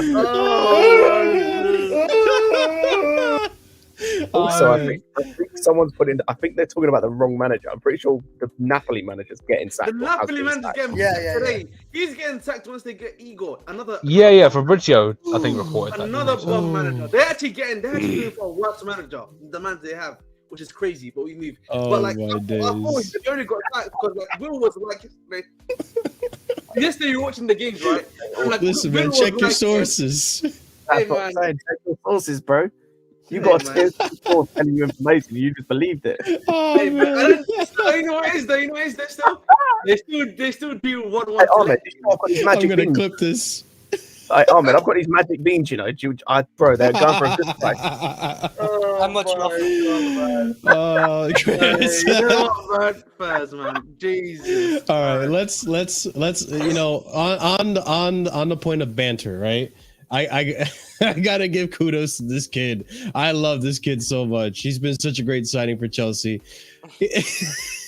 Palmer getting in the huddle for Man City, and look, our Erling Haaland's laughing too. Like he knows. Oh, the kid's been in the club for 15 years. Like, you get out of here. Oh yeah, you get out of here. You're no longer a City player. It's funny too because Palmer's been at City for so long. Like they all know him. They all. This is great. Maybe he was just giving him some advice. I thought this was fantastic. I saw this live too, and I was laughing. And it's good. It's good banter. It's listen, trying to get into the opponent's heads, disturbing. You know, it's just what you want to see from this kind of a match. Going on real quick. The rest of the stats here. Doing that, man. It's just funny. Of course. Cole Palmer. Cole Palmer registered more successful passes into the final third, 7 than any other player for either Chelsea or Man City. And then the overall game, 51 touches, 7 final third entries, 7 touches in the opponent's box, 4 touches in the opponent's box, 4 penalty area entries, 4 times possession ones, 3 shots, 2 shots on target, 1 goal. This kid was just phenomenal today. It's just. And the composure that he had too in the penalty box in such a high stakes game, you know, the weather, the timing of it as well. Like I was nervous, guys. I'm not gonna lie to you. Just quickly, yeah. Can we talk about this? Can we just talk about this quickly, yeah? Marshall, yeah, is not being shameless here about the fact that Cole Palmer missed his goal. You know what I'm saying? But like, you know, he was doing ultra analysis here on Jackson's goal. That's all I'm gonna say. Oh, shut up, bro. You know what I'm saying? Yeah. By the way, Palmer nearly scored a goal of the season. Brilliant goal. Dribbled past 3. Yeah, he didn't score, did he though? No, he literally got knocked. He literally got knocked and shoved out. Yeah, Sterling scored. That's who. Sterling scored. Sterling scored in this game. Sterling scored in the last game. Is that the new thing? Yeah, you got any person shit on or something, bro? What's going on? What's wrong with you, bro? What's wrong with Palmer? Why are you shitting on Palmer? No. I'm not shitting on Palmer. I'm not shitting on Palmer. No. Cocaine Cole Palmer, bro. No one's shitting on that. No. We're not saying shitting on him. Because, like, you know, Marshall was cooking like Jackson, yeah. He even got his goal up, yeah, and analysing how he puts the ball into the net. Like, I was like, I don't think Jackson was that good, bro. He wasn't that good. No, but he got the goal. He wasn't good. He was not that good, bro. Hang on. I'll see it. I get to quick him about Jackson. You want to scrap, bro? What's happening, bro? I get to quick him about Jackson. Hey, what are you saying now about Jackson, bro? What are you saying now? What? He scored a goal. Good, man. I'm happy for him. But he's moving like Haaland. He don't perform, he just scores, which I'll take. Cool, hang on, you're telling me he performs like the best striker in world football right now, outside of Harry Kane? I take that. I take that. We take that. You're telling me he performs like a Ballon d'Or finalist? Hey, come. Second best player in the world. That's what he Should be first, really, shouldn't he? 6 more goals than Ziyech scored last season as well. Shut up, man. We still need a striker in January, bro. I agree. We still need a striker in January. Don't lie to yourself, man. We still need a striker. Has Ziyech ever scored a hat-trick for Chelsea? I just want to know. Did Ziyech ever score a hat-trick in Chelsea? When Jackson scores a goal, as good as that goal against Tottenham that Ziyech scored, we'll talk, bro. We'll talk. He scored a hat-trick. He had that one Ziyech goal against Tottenham was better than all the hat-tricks. Yeah, but that goal. Yeah, what did lead to that? Wait, unfortunately, Ziyech, that goal wasn't a winner. That wasn't goal was a winner because Thiago Silva had to score a second goal to get us those 3. It doesn't matter. That sounds like a Thiago Silva problem. So, I'm just saying. You know what? Yeah, what are your thoughts on the game in general, bro? What are your thoughts on the game? I think it was a very tactical game, bro. A lot. It was 4-4, but it wasn't like, oh my god, what a game. Like it wasn't Really? No, I didn't think it was. Best games I've ever seen, man. What? In a long time. Yeah, in a long time in the Premier League, I thought it was one of the best games. Why don't you think it was like an amazing game like that? I was at the game, so maybe it wasn't as. Yeah, see, these guys that go to the game don't see everything. So that's maybe that's the thing. I just never watch the highlights. One too many pints. One too many pints. One too many pints. No, that's haram, bro. That's haram, man. That's haram. I know. That's haram, bro. This guy was high on this guy was high on sugary Ribena, man. He takes that's higher chance than fucking. Listen, man. I don't know. I don't think it was that good of a game. Ziad, I get like watching it. Hold on, Chris. Ziad, I get watching it from the stands and in there, but like, don't you think it's pretty credible, or you should give praises to the team for coming back from behind? No. Oh my god, 100%. 3 times. Even, yeah, 100%. 100%. Which is so back and forth. It's just. I don't know. It wasn't like when you see a 4-4. It's usually like you think it was mad end to end, bloody post crossbar. It was end to end. It kind of was. Man. We went toe to toe to the best team in England and went end to end. And scored there's 8 goals in the game. I thought it was like big up to the players and Pochettino, man. That's you know what? Talk about Pochettino. I actually think that's Pochettino's best game, like by far. Like he's had this season for sure. Like we haven't lost to a top 6 yet. Yeah, no, that's but he's like his substitutions were perfect. Like his starting lineup was perfect. I thought as well. Like and his tactics in game was like I thought perfect. That Enzo sub is coming a bit of a theme, isn't it? To put Palmer in the 10 and then move. You too? No. I'm not saying anything on Enzo. I'm just saying it's surprising that it's a bit of a theme that he brings on Mudryk, brings off puts on the left, and then Palmer in the 10, and then puts Gallagher a bit deeper. I don't think he's actually that bad. I don't know why he just doesn't take Gallagher off and for Mudryk and leave Enzo there. I just don't know why it's always Enzo.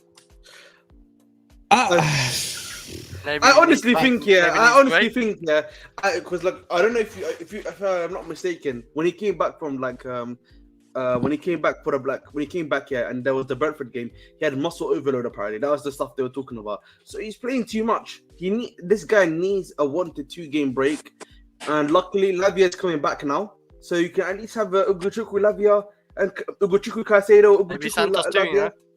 You know what I'm saying? Santos going to be back till January. I forgot Santos was even alive, bro. That guy never plays, bro. But like I think the fixtures after this, after Newcastle, who do we have? Brighton. Manchester United after Brighton. Brighton, Everton, United.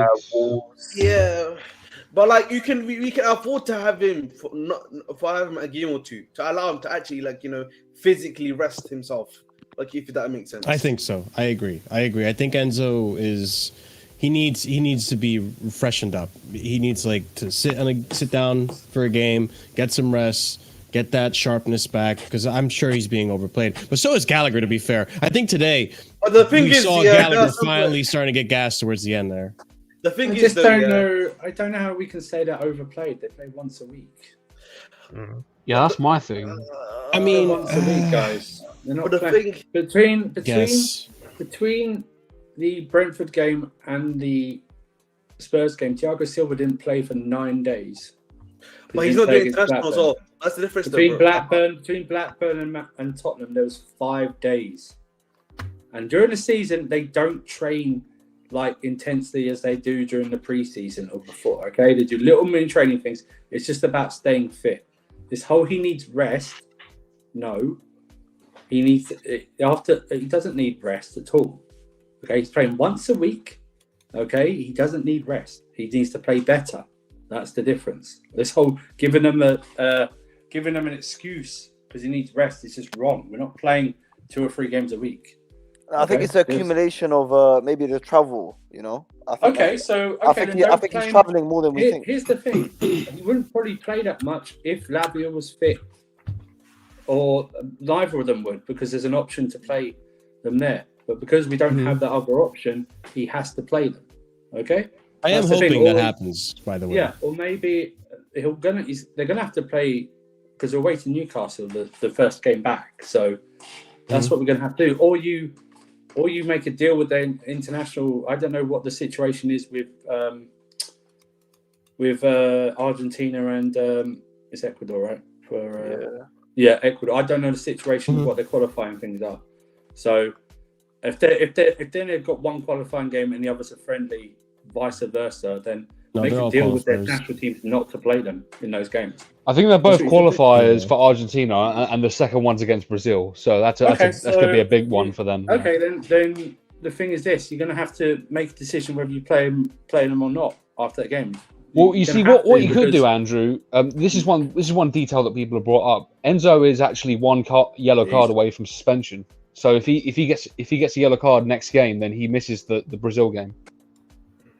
Oh, okay. So so he might not even play the first game then. Yeah, probably won't.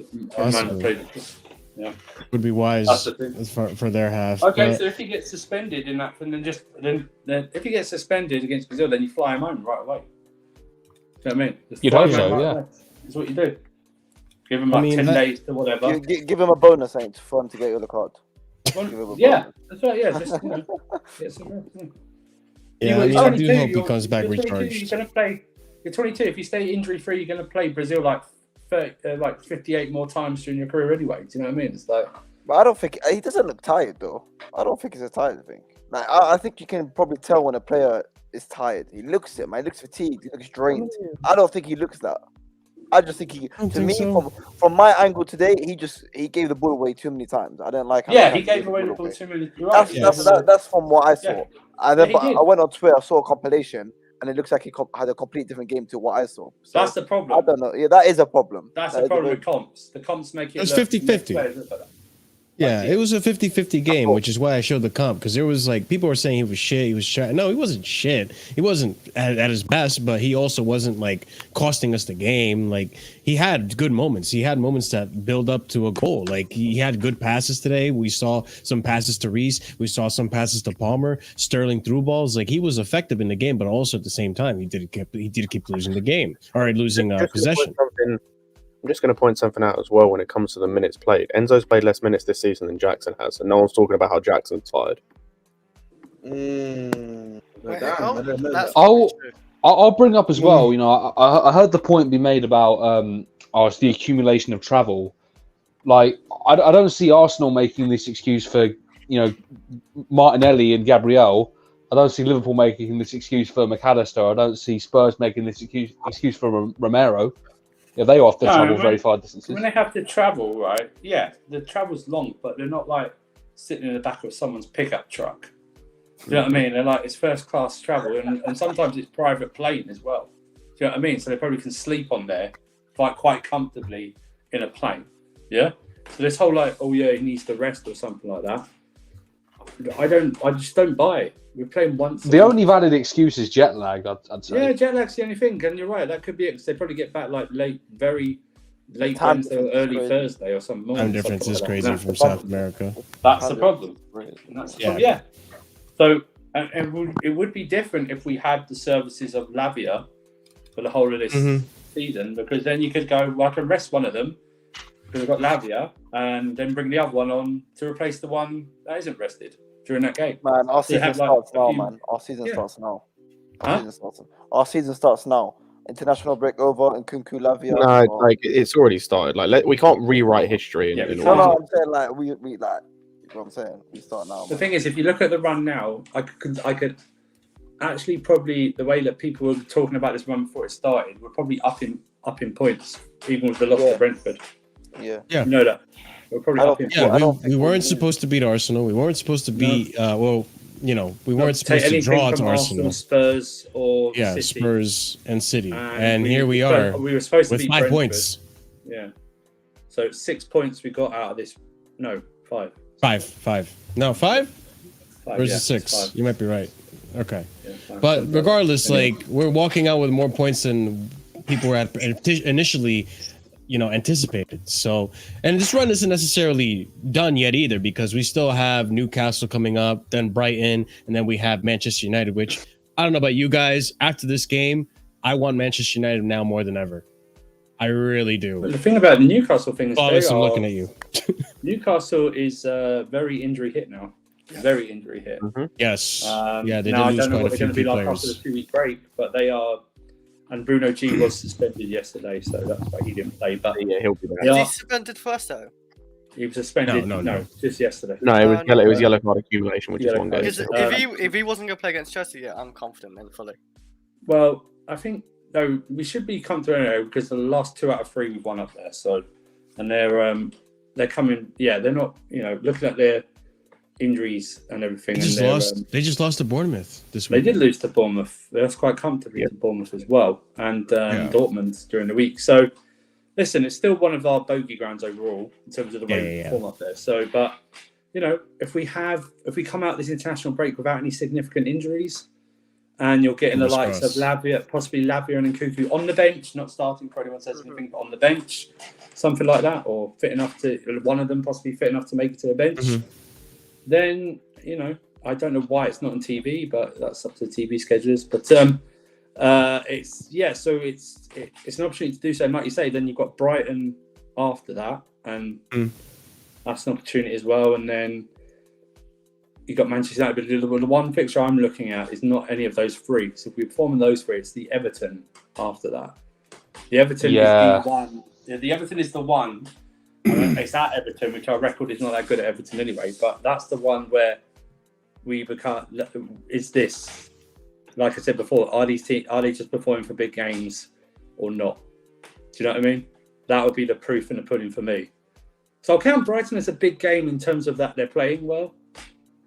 You know what I mean? That they're one of the better teams in the league. It's not a big game overall in terms of who they are, but the Everton one. I don't think Brighton have been that bright lately either.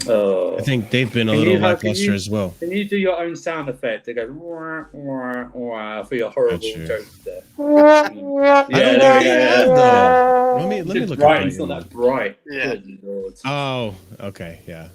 You didn't know That was a subconscious. That was a subconscious fun. Yeah, sorry about that.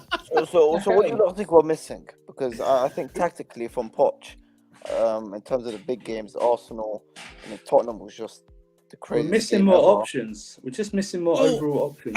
I wanted to what we discuss missing this to win actually. the game, not draw, but win it. Win it. Okay, so here's the thing. I think what we're missing is to mark across properly. Yeah. Something like that. Our set pieces need to be better. Yeah. The defending for the third goal they scored was not that good as well. Is that the deflection, Andrew? No, that was that was the third one where it literally touches every part of Haaland's body apart from his arms and his hands, and it rolled in. Yeah. That the overall defending for that was poor. Yeah. And the second goal where Akanji was basically by himself. I don't know. I didn't even think that was zonal marking. It was just crap marking. It was just crap defending. So we're missing concentration in every part. That's all. You talk about concentration. It's like with Bernardo Silva. I was calling it in the game. No one was even pressing Bernardo Silva. Bernardo Silva literally just looked at in the middle who he can cross it to and just picked Akanji. It looked like it just looked like a training cross or whatever. No one was pressing him. It was too easy for Bernardo. I thought that was. I don't know who was around him, but someone should have been on to Bernardo to actually make that a lot harder for him to cross, make him rush it or maybe do something else with the ball. maybe. That frustrated me. That did. No one was on Bernardo Silva. Yeah, I mean, my boy Sanchez made a few good saves, man. He made one incredible save against Haaland. Like I thought that was an incredible save. Like low driven, powerful shot. Like I thought that was incredible. I guarantee you, and Chris, you disagree, but I guarantee you that if that was Kepa, biscuit wrist against Haaland. I kind of agreed, but like I also think Kepa could get there. He has got quick reactions, but his weak wrist could let him down. I do kind of agree, but no, I won't even think about Kepa. I'm just thinking like Sanchez is actually doing a pretty good job like the last few games for sure. His kicking is actually not as bad as it was the last the last few games. I don't. He had a few. I think he had a few passes today that were like Jackson could have done something better with it, or any of the attackers. Sterling. He was finding some of our attackers in good positions to get it through. But I did just put out a poll for man of the match, and before I go on with what I want to say. 115 of you guys watching, only 54 likes. Let's try to get those likes up to 60 at least, guys. Thank you very much for your support. It does help out the channel tremendously. But a name that I included on that man of the match list was, I think, a player that kind of went under the radar, and I was actually really impressed considering he's only just been returning to fitness. And let's talk about him. It's Reece James. Reece James has registered more successful tackles, 5 out of 6, than any other player, either for Chelsea or Manchester City. Only needed 64 minutes to do so. And then Reece James registered more chance creations too, more successful tackles, 5 out of 6, and one more duel, 6 out of 8, than any other player in either Chelsea or Manchester City inside the first 45 minutes. I think today he was fantastic. And I will also say, and I wish Ahmed was here, but like anyone, don't chat to me about Jeremy Doku anymore, okay? Reece James completely kept this guy quiet. Doku, that's his name, Jeremy Doku, because this guy didn't do jack squat today. And a lot of it has to do because of Reece James and what he can do defensively in that position. But Reece James today, despite, still coming back into fitness, still, he's not fully fit and he played this well today. I think it was a lot to be said. I think there's even a comp I can put on. But what do you guys think about Reece James today? I thought, that's fair, to put him top 4, because I actually think he's top 4, top 5 easily, in our team. It's something I think most of us anyway, but what I've been missing with the injury he's had, I think how crucial he is, going forward, creating chances, even defensively. The only thing I thought he did kind of bad was not mark Akanji, with Thiago Silva. That's the only. I wasn't on James. I thought Silva more, but I'm just saying he was. I'm trying to picture it now. I can't picture. I don't think he was really anywhere. It was just Silva was marking air. Yeah, Silva. Yeah. I probably blame Silva more, of course, but I thought he did nothing really wrong today. To be honest, it's something what we missed.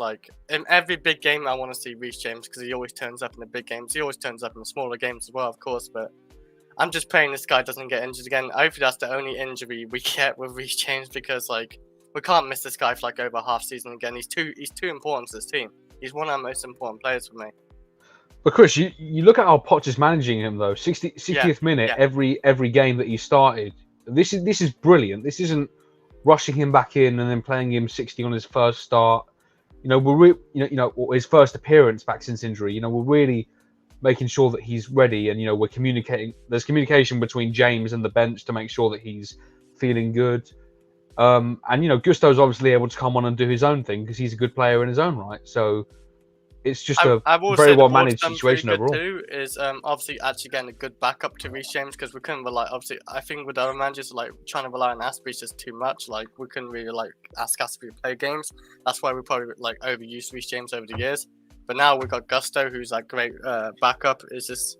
Hopefully no more injuries really. Maybe you'll probably get a few little injuries, but no more big injuries I'm hoping for. Man, can I just say about Reece James quickly? I'm surprised he didn't get injured today. Honestly, knowing him, if when he puts in the extra work or something like that, when he plays a bit to a high level, he usually gets injured. So I'm surprised. This is the first time I'm not seeing him get injured after in quite an intense match, I would say, compared to others. And I think one thing I will say that I'll give props to Poch is that he's clearly just said 60 minutes and you're off. which True. at least which works, and you're given at least Gusto 30 minutes at least per game to continue to learn this trade, learn the league, and give him those key minutes that you need him to do. So I'm quite happy about that, man. At the end of the day, I think he did a good job against Doku. I know obviously. I know obviously a lot of the people are going to be like, yeah, you can put Doku in his pocket, which is fair enough, but Doku is a young G, what I mean? I don't know. Shut up. When it's Chelsea, it doesn't matter. Everyone's been hyping up this Doku character. Yeah, right. Listen, I get he's been. Doku had everything about that. He came up against the best right back in the world on his best day. Like, this is the same guy who locked up Vinny, who is one of the best wingers in the world, who's locked up multiple top quality level wingers in form or whatever. So saying that Doku didn't have the best game doesn't negate that it suddenly make him a bad player all of a sudden, and negate all the hype around him. He's Belgium. I forgot. The thing is, if you haven't watched this guy week in week out, and you've watched him play for Belgium, you wouldn't believe that. But honestly, he is really good, bro. Honestly, yes, really one of the best up and coming, players. I don't know. It's just listen. Palmer's I get better. it. To me, listen, man. I get it. To me. At the end of the day, man, when it comes down to it, listen, this is Marshall talking about. He still believes that Havertz can become something. So to me, of course, bring it to someone. Right, change the topic. To me, Doku just seems like too much of a one-trick pony. That's just to me. I feel like he mastered that. Fake here and go here, move so much. He's saying he's right now. Listen, and he's not been. He was not that great today. He's a real winger at the very least. He's got 5 assists. How many has Sterling got, mate, in the league? Right, come on. He plays with Stop patting so hard. He plays with Jack Grealish. He plays with Foden. He plays with so many good players, and he plays under Pep Guardiola. What about Sterling? Sterling plays with Cole Palmer. Enzo Fernandez. Sterling's actually created many good chances. Jackson. I'm pretty sure he squared the Jackson, that open goal he had, and he hit it over the crossbar. What happened to that assist? All right, buddy. Yeah, exactly. All right, buddy. He literally gets robbed of assists. I literally told you this. Yeah, you tried using Doku and Man City system where they actually put away their chances compared to Chelsea. Yeah, listen, we're not even there Chelsea, yet. How many assists did you say he had this season? He had 5 or something. I don't know. 4 or 5, if I'm not mistaken. He had 4 in one game now. Yeah. Come on. The stat padding against Bournemouth. Have you no shame? Hell of a game for him. What are we doing here, man? What are we doing? All I'm saying is that he's a real winger. We couldn't even score a goal against Bournemouth. No, that's the. I was going to say we couldn't score a goal against Bournemouth. None of our guys could create shit against Bournemouth. What are we doing? This is where I don't understand the need to hate. This guy's a quality player, and all we know, he could end up being the next big thing in the league. We're talking about. Get the hate out of your heart, man. Get the hate out of your heart, man. Get the hate out of your heart. You're the one to talk. You're the one to talk, Mr. Hater Sterling. What? Based on one game? Again, Marshall, I don't understand this. He played one game against the best right back in the world. He played against the best right back in the world, and we're saying he's not good. No, not just even this game. I just feel like he's just overrated in general. That's just my feeling. All right, Marshall. We will see who's right on that. Best winger of the season. What are we talking about? I think he's a good man. The best dribbler of the season? Is that what you said? No, he's been their best winger. Outside of Haaland, in terms of their forwards, never mind actual wingers. Outside of Haaland and Alvarez, he's been their next best attacker this season. Better than Foden, better than Grealish. I think Grealish has been really good this season as well. It's just Grealish is now on the bench. Grealish lost his place. He hasn't played as much, yeah. But hasn't Grealish been injured? He did get injured, didn't he? You know why they brought in Grealish, guys? You know why they brought in Doku? Because Doku can't do what Grealish. Sorry, Doku can do what Grealish can't. He's got the pace. He will do the. He will stay out wide, and he will do the 1v1 demon thing. What has Grealish been doing the last 2 seasons? Honestly speaking, yeah. Wasn't Grealish a good portion of the season? He was good last season. Grealish last season was arguably one of the best players. No, he wasn't. No, he wasn't. Yes, he was. Grealish was integral to them winning the treble last season. Yeah. Don't try that, yeah? Don't try that. We're not doing a revisionist thing. This season, no problem. He's not played well, but we're not writing off what he did for them last season. No. Okay, maybe I've said it wrong, Gail. I don't think on the wing he's played as well as he should do. Because I personally believe he should be playing more centrally. But because obviously they have He doesn't play. He's not good How can centrally. he play centrally? He doesn't. The guy will get right. Hang on a minute. He didn't play centrally for Villa ever. Wait, Like, No, he never no. played He came, centrally for but he Villa. was Not allowed. really. He was mostly on the No, left. no. But he was. No. Hang on a minute. What do you mean he wasn't allowed to? He was No, their no, no, no, star no, boy. no. He We was didn't hear what I said. Let me finish. I said, but what happened was though, he would start on the left, but then he would be allowed to drift in centrally. Whereas in City system, because he continuously asked to stay out wide to stretch out the team, it doesn't work. It doesn't really work out as well to his play style. That's the point I'm trying to make. Jack Grealish doesn't do anything when he drifts in centrally for Villa. Then he got relegated when he started doing that. Okay, he is good out wide. It's just a different way they're playing now. Pep Guardiola wants more direct wingers. That's why. That's why he's playing Doku more, because he wants direct wingers. Doesn't want the actual the way that Grealish does. Grealish actually would suit us more than City. The way I would love him at Chelsea. You know what I mean? He would suit us. Also, I'm going to say this, guys, as well. I don't know why we're overlooking this, but Grealish just came back from an injury at the end of September. He was out from August until September, end of August until the end of September. He was out for a month. Like, why are we pretending that he's had the same amount of game time and opportunity as Doku? Yes, Doku. Yeah, but we're 2 months. We're nearly 2 months away from it. We can't use that as an excuse. It's 2 weeks. No, but that's a good chunk of the season. He's missed 6 games in those. He's also had 2 seasons more than Doku to show that he has that ability too. Yeah, but last season I think he did show that ability. Last season he was arguably one of the best they're players. just playing a different. They're just playing different. Pep Guardiola's playing a more direct play right now. I mean, he's definitely playing different because now he's playing Alvarez too. Just going to point something out that Grealish has played more minutes so far this season than Doku. Yeah, he's played more than Doku. Yeah. So remember, Doku was signed late in the window. Yeah, well. He was signed late in the window. And I think he only made his debut against West Ham. I think I'm right. It was into the season, and he's been in and out. He's played. Grealish played against. I think Grealish started against Man United, didn't he? So it's like it's not as if he's like Doku starting every big game. Remember, Doku didn't start against Arsenal. I think Grealish did. Oh no, I could be mistaken that one. But yeah, so it's also about a squad as well. Pep Guardiola, even when he had Mahrez and that there, Mahrez was in and out of the team. He doesn't pick his wingers. He doesn't really pick a set wingers. The only time he's had set wingers that he picked all the time was probably Ribery and Robin at Bayern Munich. No, the last time was Sterling and Sane. It was probably the last time. Even Sane was in and out of the team due to injuries and stuff like that, and just rotating him. Yeah, I'd say that was only for half. When they put Mahrez in, when they put Mahrez in, he rotated him and Sane on that right hand side. It's like, so it's just one of those things. How did we get into Grealish in the first place? What we were talking about Doku. Because Mark. Sorry. I think Doku's overrated.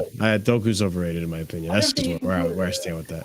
I don't like that word on a player that's barely played. So I just don't it's just the fan base around him that just love to glaze him like man. Listen, everyone now has a 1 game limit on who's good and who's bad, right? So it's like, remember, Doku was world class against Bournemouth, and now he's shit against us. No, listen, I think he's a good player. I genuinely think he's a good player. He's going to play really well for Man City, but is he going to take the heights of like Eden Hazard, Neymar? Like, I just don't think he's. Well, those are big heights. We can't really. Yeah, those are big heights. That's just the hype around him. Yeah, that's why. No, but it's not though. No one's hyping him up to be that. Yeah, no one's calling him Hazard or Neymar. Who's calling him Hazard or Neymar? I don't know. I literally just said before. I literally just said before. They make him sound like he's Belgium's next savior. That was Eden Hazard. Yeah, he could be. Like, because the thing is, like, the Belgian team right now is shit, and like, who else is going to be it? But also, Marshall, I'll give you that. Yeah, that's fair. I'll put it this way, because this is where I think people think the ceiling with him is at the moment. Do you think he can be the best winger in this league?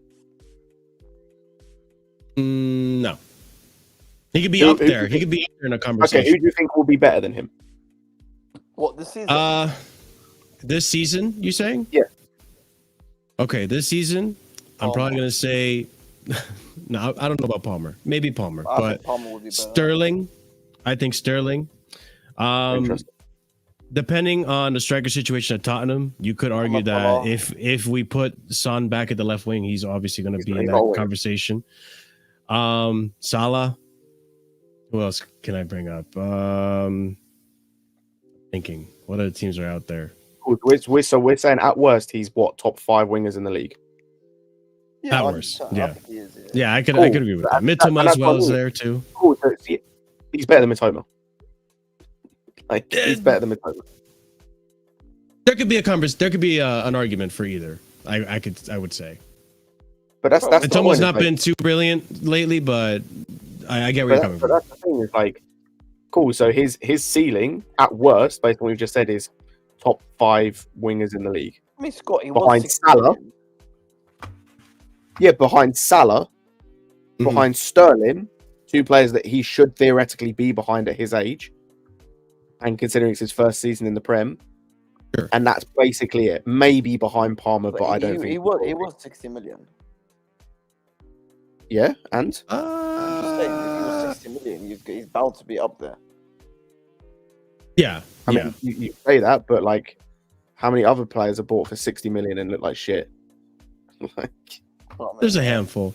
Again, I just don't think that he's gonna be like one of the greatest. He's not gonna rise up to the ranks of like a legendary player. I just don't see it. How do we know that? Like, he's 11 games into his first season.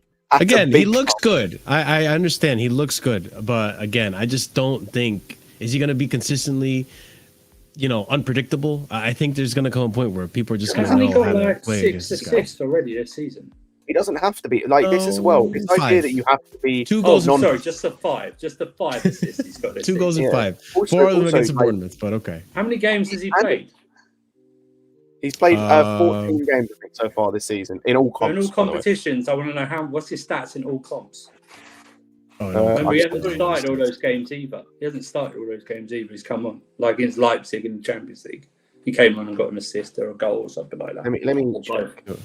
I'm checking right now. Jeremy Doku. Are we really just doing it? Listen, this guy was playing Euro 2018, and we saw what he was doing then. Do people forget that? He has 9 goals and assists in 14 games in all comps. He has 6 goals and assists. Marshall. Yeah, he has 3 goals and 6 assists in all comps in 14 games. Man, wrap it up, man. Lock it up, man. Like, this competition again, we're like, that's more than the Manchester United whole attack put together.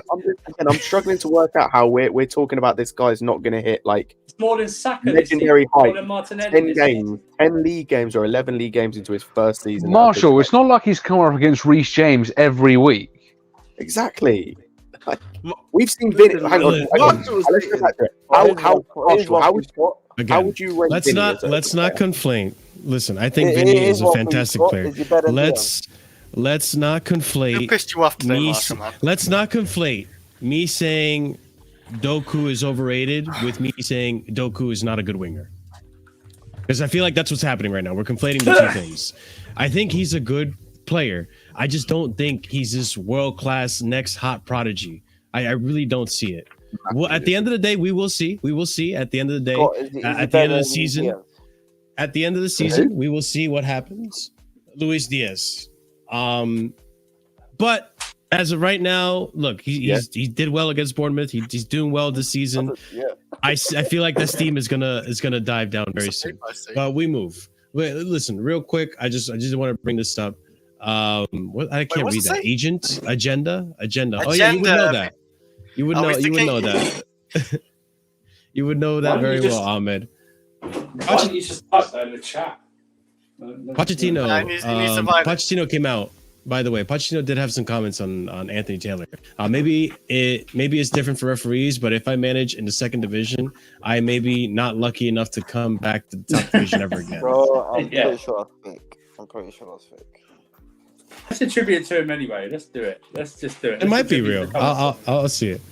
It might be it's real. fake. We'll see. It's fake because he apologized to referees. Yeah, fair enough. Why do you apologize? Maybe. Yeah, He should. He said Officials sorry was shit. I'm not forcing it. I genuinely think he's overrated, and I genuinely am frustrated with Jackson. I'm not forcing these agendas. I'm just saying. Marshall probably does believe it. Don't worry. Trust me. I don't. Just like he believes It's hard for me.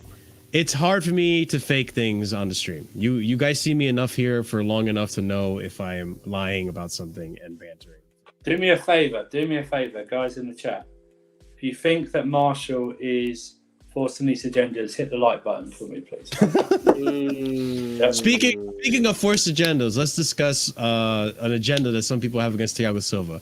Thiago Silva registered more successful interceptions too than any other player for either Chelsea or Manchester City. Nobody reads the game like this man. And then the next tweet we have here is making history. Thiago Silva becomes Chelsea's oldest scorer with his fine header today. I think this guy had, 39 years old. Listen, did he have the best game today? Not necessarily. I think it was a 50-50 game. I did want to ask you guys what you thought about that deflection, the deflected goal. Unlucky, lazy, lethargic. Don't really blame him for that. I blame him for other things. I blame him for the second goal. Like, my man's marking space. Yeah, the positioning wasn't the best.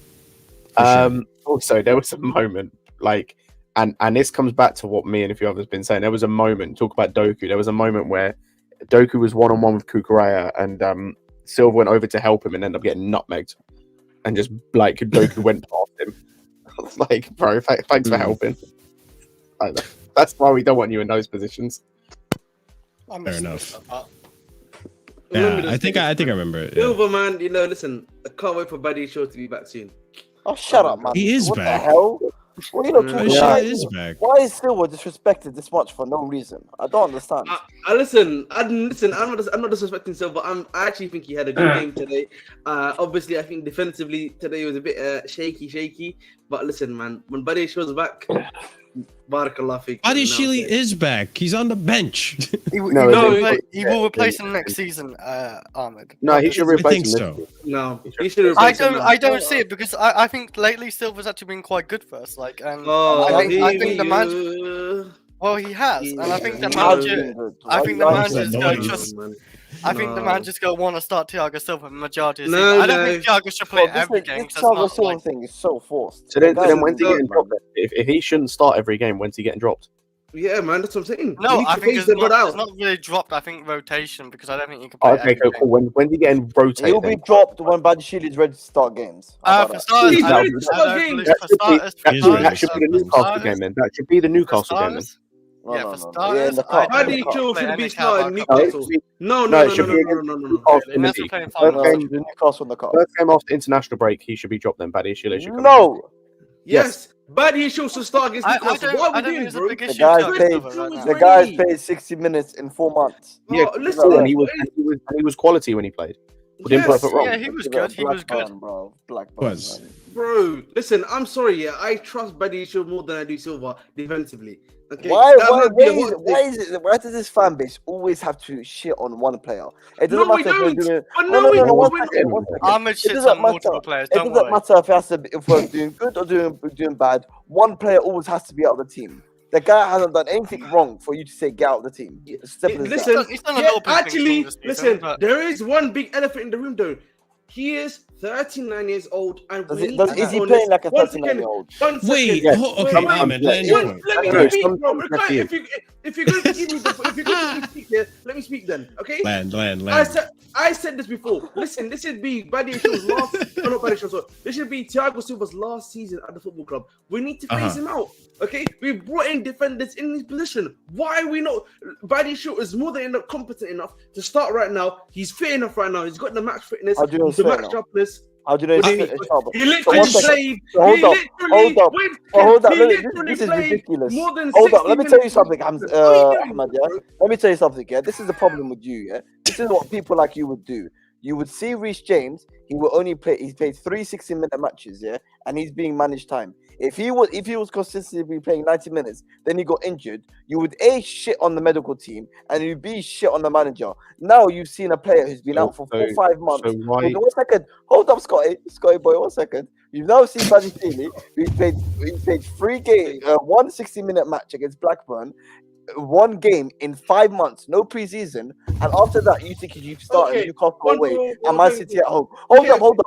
If Buddy Feely now came back and got injured, If he now came back, Bajashvili got injured, you would shit on the medical team, get the medical team out, Your point makes let no them go sense. get surgery. Your point Your makes no point sense. makes no sense because there's a simple reason. Yeah, Reece James can play the 60 minutes and then he gets replaced because we are doing good time management of the players to make sure they progress. We can do the same for Managerial too.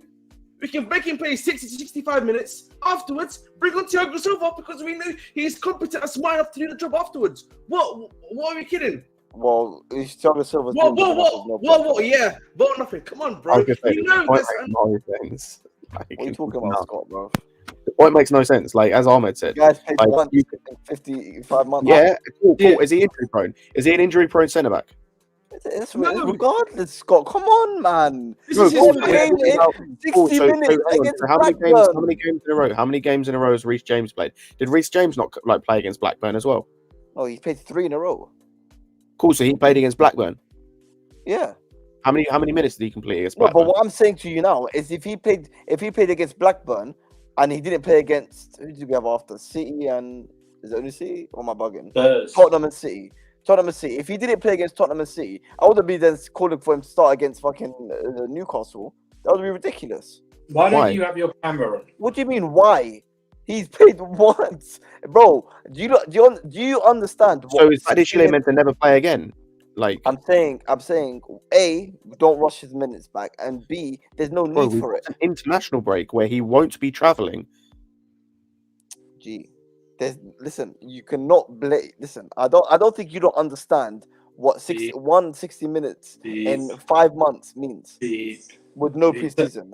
I'm not saying starting all the time. He could have come on for 20 minutes or something in either game. I was going to say no, but I'm saying start him in the next game. Like I want him starting in the next game. Hang on a minute. Hang on. The Spurs game, we were playing against 9 men for 40 minutes. Why couldn't he come on for 20 minutes during that game? Listen, I just think Poch doesn't see. Why don't you have your camera on for this stream like you did? Because I was on camera for about 3 hours, bro. I want to chill. It was like less than 2, man. What do you mean less than 2, bro? I can't be on camera for 3 hours. You know what? Listen, the point is, the manager clearly doesn't see it as a scumbag. I'm not a scumbag, man. I want to chill with Ben and talk about football, man. Why can't I chill with Ben and talk about football? You scumbag. Listen, at the end of the day, the manager clearly doesn't see it as a priority, and I don't blame him. Shut up, you faceless scumbag. No, I don't blame him, man. I don't blame him. It's not a priority at the end of the day, bro. In the chat, it's not a priority having our best centre back. In the chat, put scumbag in for Ziad. Call him a scumbag in the chat. You don't do anything wrong, bro. Bro, why? So we should just not play our best centre back because vibes. Bro. Did I hear that? Bro, it's just bad timing. He's coming back to injury, bad timing. So he's meant to never play again. What are we doing? No, he's not saying that. He's not saying that. It's bad timing, man. Listen, I agree with both of you guys. Playing next then? When should I just don't think his first 90 minutes should be against No, that's not what I asked. That's not what I asked. When should he next play then? Let me check our schedule, bro. Probably Brighton. Probably. Man United's attack's awful. Like playing against Man United, honestly, attack's awful. He can play Sheffield United at home, bro. No, we can play against United. You can play Brighton. He's been fit since the start of November to play minutes, and you're telling me he's got to wait till the middle of December to play another game. What are we doing? The games are 6 we play Man United start December, right? Man, he can wait 6 weeks, man. He's still gonna earn his money. Wait another month. He can earn his money, man. He's gonna earn his money, man. Either Bayern, by the way, either Bayern or Man United, because they're both. He didn't even pick the Newcastle League Cup game. You could have said that. That's closer. You. Oh yeah, I forgot about that. I didn't you see idiot. I saw Newcastle once and I thought it was the league. 6 weeks. No, it's not. No, it's not. It's 3 days after. The Sheffield United game is 3 days before the Newcastle game. Oh my god. Oh yeah, actually, it's for Man United or Bayern, because like Man United's attack shit. They got Rashford who can't score. Hoyland who can't score. Anthony who does I don't know, spins around with the ball like a fidget spinner. Yeah, like it's playing against Man United now. Nah, but the shit is cold. Yeah, but I think either like Bayern or Man United. If you realistically, I don't want Newcastle still. But I just don't understand. This guy's fit to play now. I'm just aware of maybe he's not, just drop him maybe straight not, into a maybe game. Maybe as well. Why did he play against Blackburn? If he's not fit to play, why Blackburn, did he play but against Blackburn is not a Blackburn? high-level team, though. They're not a high-level team. That's let me tell you something. If he's not fit to play hang Scott, on. let me tell you why something. did he I'm gonna tell you play something that you're not So gonna we like. should just straight away start him in Scott, Newcastle. I'm- Because Let's he's have it right.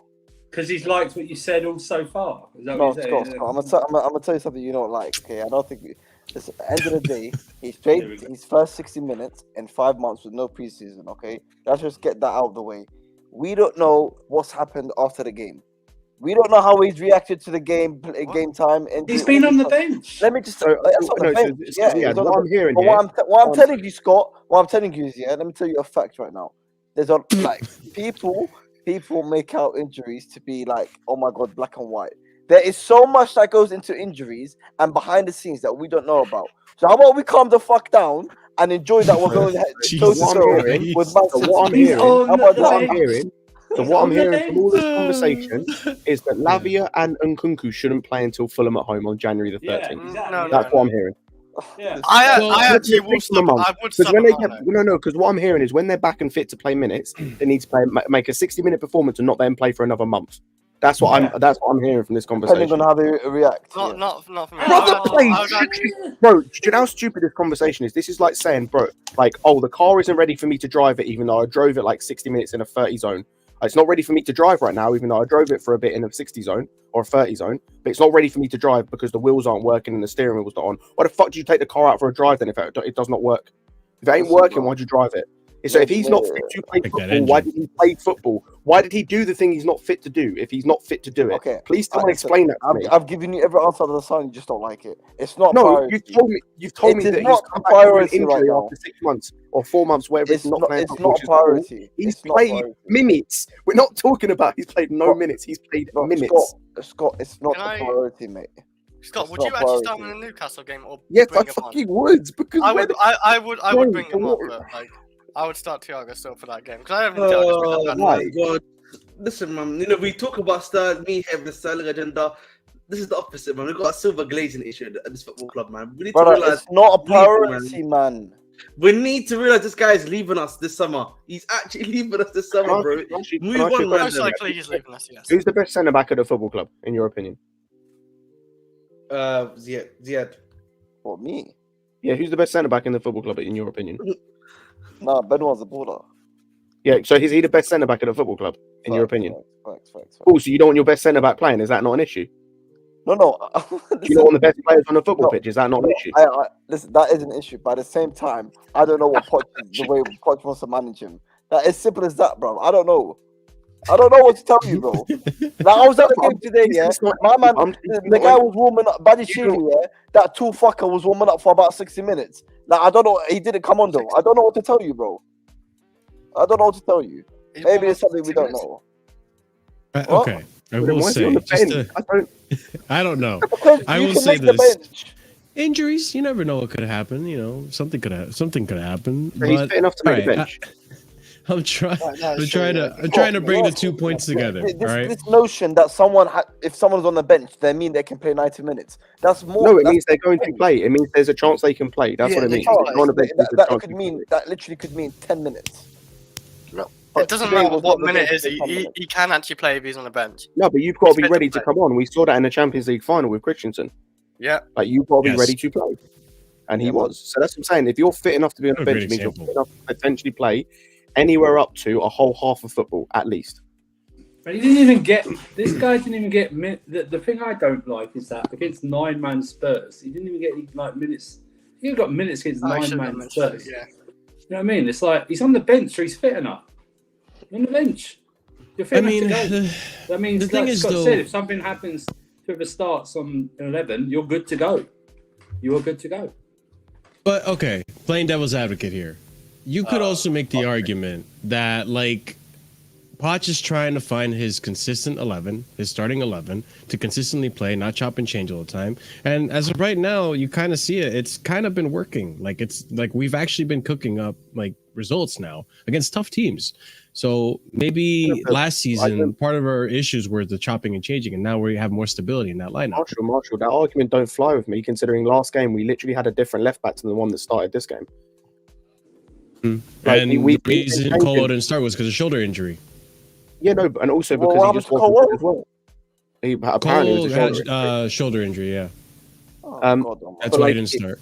even so, like I'm not buying this no chopping and changing because this manager spent the entire season chopping and changing. We started the season with Chilwell at left wing. We now have Sterling there. We've also Why had does that Mudryk. feel like that was harsh? But now We've we're had getting more Enzo- results, we've more had Enzo stability. play- We've had Enzo. Obviously, they're going to do chopping and changing in the beginning. No, that's fair, but we've had Enzo play every single role in the midfield like this season, and we're 11 league games into this season. He's played every single role in the midfield, whether that be DM, the ball progressing 8, or the number 10. He's played every single one of those roles. Palmer has played number 10, false 9, right mid. That like, I don't buy that. Like, so we're doing this chopping and changing thing. We've Plus, done he's this, about to get Lavia and Cuckoo back in the squd. yeah, Yeah, so he's going to that's do it again anyway. And like I said, so what we do now? So what we now do with Lavia and Nkunku, because they're in the same boat as Badiashile. In fact, they're worse. They haven't played any minutes. So are we waiting? As I said, are we waiting until January before we see them play? They'll play the FA Cup. The reality is, the reality is, it's difficult to get minutes. As simple as that. I mean, you're not wrong. It is difficult. No, but difficult, he's not man. wrong. People It's hard to get in this people team right think- now. I don't understand. People think that people can come back from 7-month injuries and just walk in and get 9 minutes. What's that about, man? No one's asking for 90 minutes. Nkunku will play when he comes back. When have I asked for 90-minute performance? I said I want him to start the next game. And get subbed off. But the thing is, like, you know, there's certain like players that get like an exception. Like Nkunku is too exceptional of a player not to have him in your starting lineup. Lavia is going to struggle to get in. How do we know? No, hang on. How do we that. know he's too exceptional of a player to not get into the starting lineup, or to not? I mean, I'm basing this off of the history. What he's done in Bundesliga and what he did in preseason, which I know, take preseason pitch aside, but yeah. Use what you just said, basing off history. Basing off history, Badiashile is our best centre back, and like I said to Ziad, you not want your best centre back playing. Yes, but at the same time, we know Poch likes experience, and so you got Thiago Silva. How old is Badiashile actually? Because he's like 23. He's getting to that like age of experience, like. Listen, I want Badiashile to play because I think that chemistry between him and Disasi is going to be beautiful. Both Monaco players, 22 by the way, both Monaco players, and we know how calm and composed Badiashile is. But the thing is, like, to bring the 2 points together, because I agree with both of you guys, and I do want to point out that Ahmed, all of a sudden you're moving the goalposts, man. It started off with Thiago Silva is slowing our game down, and all of a sudden now we can't play him because he's getting too old. Listen. Okay. Wait, hold on. And he's not. And technically, that was one of the things. Wait, hold on. Let me just land real quick. But that was one of the things that was a detriment to us. Now we're winning games despite having Thiago Silva in the lineup. But let me just say this. I think you guys are right. Thiago Silva does need to be phased out slowly but surely out of this game. I think there will come a time in the season where we start seeing Badiashile play more often. And I don't think it's going to be a Newcastle game. I think maybe the Brighton game is an opportunity where Badiashile will be given. At least I hope so. Thiago Silva given some rest. Thiago Silva's getting older. He's not as good as he was last season. His game has dropped quite a bit. I wouldn't say significantly. I still think he's good, but I think he does need to be phased out slowly but surely. I think this is his last season. So we need to start getting the new person that's going to take that role used to that role and adapted to that role. On a side note, I will say that he still does the first thing. He still does slow us down, which is why, like, against these big teams or teams that are going to come out and play against us, having Silva in the team is calm and makes sense. Teams that are going to sit back makes no sense to play him. That's when you play Badiashile because it makes no sense to play Silva. At that point, he's not. I think that's fair. He's not an asset to the team at that stage. Ahmed, did you want to respond? I want to respond to your claims that you've made about me. Now, before the season, I said this before the season that we need to phase him out because this was his last season. I agree. Right, I said that before the season started. And obviously when we were playing and we still are, as Squire said, when we play for him, we do play slower, bro. It's just the fact. You know what I mean? The numbers don't lie, the stats don't lie, the eye tests don't lie, bro. Sure, but it hasn't been detrimental to our again though. Results. Listen, it may not be detrimental right now, but if there's a critical game, if there's some critical games that we need to win, and then he's slowing us down and we're not able to do what we need to do, then you won't be saying that, would be, Mister. He only slows us down against a team that's all right. Thank you very much. But I'd be criticizing the manager at that point, because the manager has to know what kind of a center back you want him to play back there. If you want to set a tempo, if you want a faster tempo game, if you don't want, and by the way, ever since we started doing those criticisms of Thiago Silva, he's not been that fast, but he's still been a little bit faster when it comes to giving the ball and passing it, to the teammates. But going back to your point, if it's a game and it's costing us that slowness of Thiago Silva on the ball, then that's more on the manager, because Thiago Silva is not going to change the way he plays. He's too old now. We don't expect him to either. And I expect the manager to put a player there that best suits the tactics that he needs for that game. He knows Thiago Silva is slow on the ball. Why are you starting Thiago Silva then? I'm not blaming Thiago Silva for that. I'm not putting it on Thiago Silva that we lose the game because of that. That's on the manager. We know what we're going to get at Thiago Silva when he plays. I'm just going to make the point at the end of the day, alas, whether you want to admit or not, it's time for us to move on. I'll see you later. It's time for us to move on. It's time for us to move on from Thiago Silva. Simple as that, man. Marshall can, sweeten it it up for everyone. I've given the facts. I've laid out the facts. Listen, it's just time to move on. Shit, man. What are you talking about? The It's guy time done to nothing move wrong, on, man. man. No one said. Listen, no one has the said same way everyone's talking shit about Gallagher. Now look at everyone. Silence. I was the ones that backed Gallagher. I'm the ones that backed Gallagher. When Nkunku comes back in, Gallagher should be getting dropped. Well, if you see Pochettino dropping Gallagher, you got another thing coming. I didn't say he would do, but that's because Pochettino's an idiot. Well, respect your manager, bro. No, he's an idiot. The way you said it. He's an idiot. If he drops anyone else but Gallagher for Nkunku, he's an idiot. I don't think he would do that, Scott. Though I just don't see it. No, he could. You know what? The only one I think he might. Why would you drop Jackson? Hang on, if Jackson's scoring, why are you dropping Jackson? Yeah, enough. Yeah, you don't drop your goal scorer. Cool. If he's scoring goals, why are you dropping Jackson? If he scores against Newcastle, then we can have a different conversation. No. So he's scoring goals, and you're going to drop him. Yeah. 6 and 11. So you're going to play Nkunku out of position then? Man, you know what? It's too late for this. I've got a headache, bro. I'm fucking, bro. Scott, listen, bro. I'm just telling you what's most likely gonna happen. Yeah, again, I said he probably won't drop Gallagher because he's an idiot. Well, who do you reckon he drops then?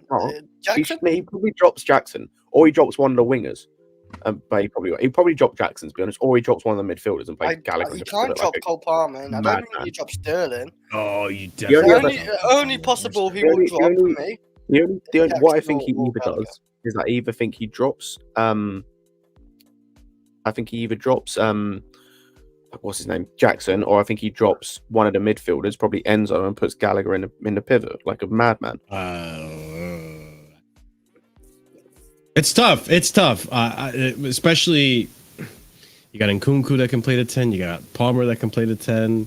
He's got a freaking headache, man. Because listen, I know Gallagher to play the 10, so you play him in the 10. Palmer can play it on the right. We've seen that he's still as good. Say again. He played on the left in pre-season. He played everywhere in pre-season. He played literally every position in the front three in pre-season. It was mainly the front left. No, it wasn't. He played up front in the first game. He played number 10 the second game. I think he played on the left when he got injured. He played everywhere. It's a headache. Goals or not, I think they're most likely player to get subbed or to get benched in Jackson. Goals or no goals. Are you gonna say, Chris? Yeah, like you said, it's quite a tricky one. Because the only one realistically he should only drop is Gallagher. I would prefer that's my number one. He should drop, even though Gallagher's played pretty well. It's nothing on Gallagher. You have literally Enzo and Caicedo, who are just better players as a 6 anyway. I don't want to see Gallagher there. And or Jackson, because I wouldn't drop Jackson right now because he keeps scoring. You don't drop your goal scorer if he keeps scoring. If he stops scoring and doesn't do much, then you would obviously put Nkunku up top, because Nkunku did say himself he does like being up high up at the pitch, basically up strike, getting the goals and stuff. So we can't drop Jackson right now, though. Not for me. The thing is, though, I feel like two things: either Jackson has a performance where he doesn't score 1 or 2 games and he gets dropped, or we're gonna start seeing Gallagher get subbed off more often now for Nkunku, at least in the beginning, until Nkunku regains his spot. I think that might happen. I also have a super chat from Professor the King. Appreciate it. Thank you for the $5 super chat, Scott. Stop the waffle with Gallagher. Stop the waffle. Why Gallagher is going to be dropped when he's playing better than all our midfielders? He deserves to start at the moment. Can't drop now. I mean, I can answer this, but I'll let Scott. I can answer this. Give me 1 second.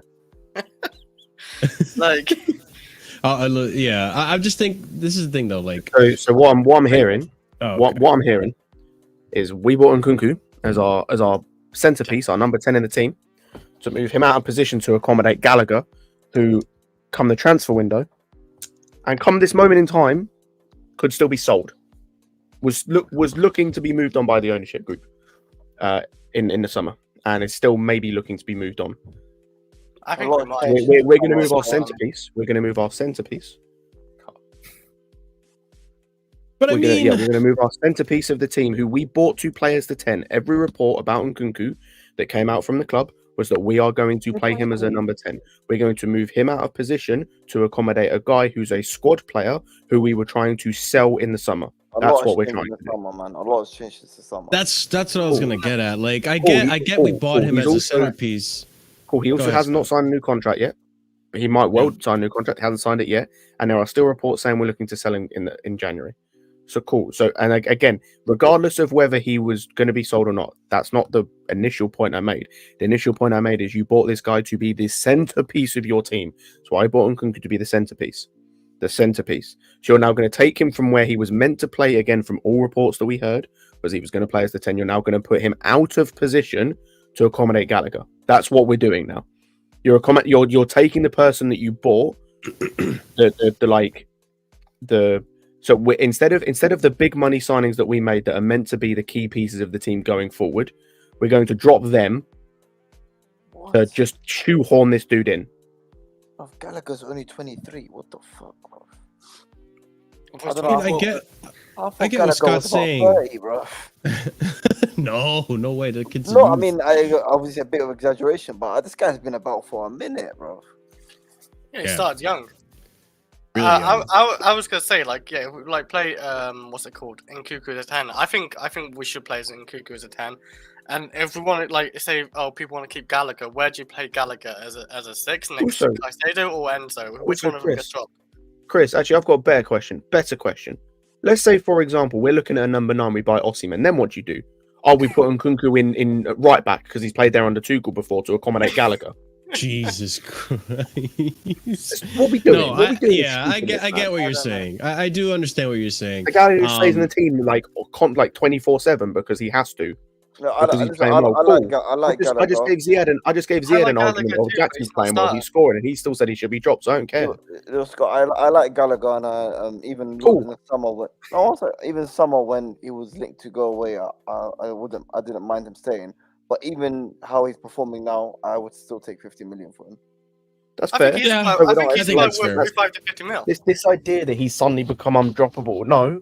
If there are better players than manager, he is, though. I'm not gonna lie. I think to the manager, he is. And that comes back to what I said earlier. The manager's an idiot.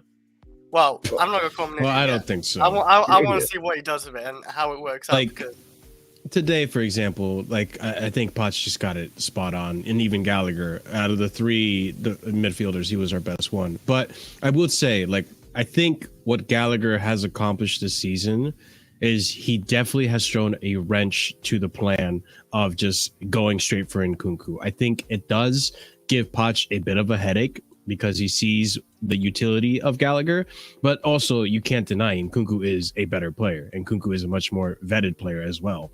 Nkunku can provide you a little bit more than, well, not a little bit more, a lot more than what Gallagher can. But I just think it comes to what kind of team you're playing against, what kind of strategy you want to go with, and what kind of tactics you want to, put on the pitch. So I will say Gallagher does put a wrench into the selection because I just don't think Nkunku is going to automatically walk into the team immediately. But I will say he will slowly start to phase Gallagher out. But it is hard to drop Gallagher. I actually don't. I think some Chelsea fans, and especially rivals, I think they're underestimating the level of these 2 players that are coming back in Nkunku and Lavia. To have them I think to they're come great. back in the squad, there's some serious players there, man. Let's Oh, not yeah, forget sure. Lavia. Let's not forget that basically the whole of the Premier League wanted this guy, and Nkunku we know is a baller, and we saw glimpses in the preseason. So I'm telling you, man. I will say I do see what Scott's saying too, and I can see Poch being stupid and dropping either Enzo or Caicedo for him. Marshall. Sorry. Okay. I just forget Nkunku. When Lavia comes back, then Zia just talked about him there. About everyone in the Premier League wanted him. We got him. He's meant to be this guy that we've been looking at him for over a year when we signed him. He's a big centerpiece. So he's just going to chill on the bench for Gallagher, is he?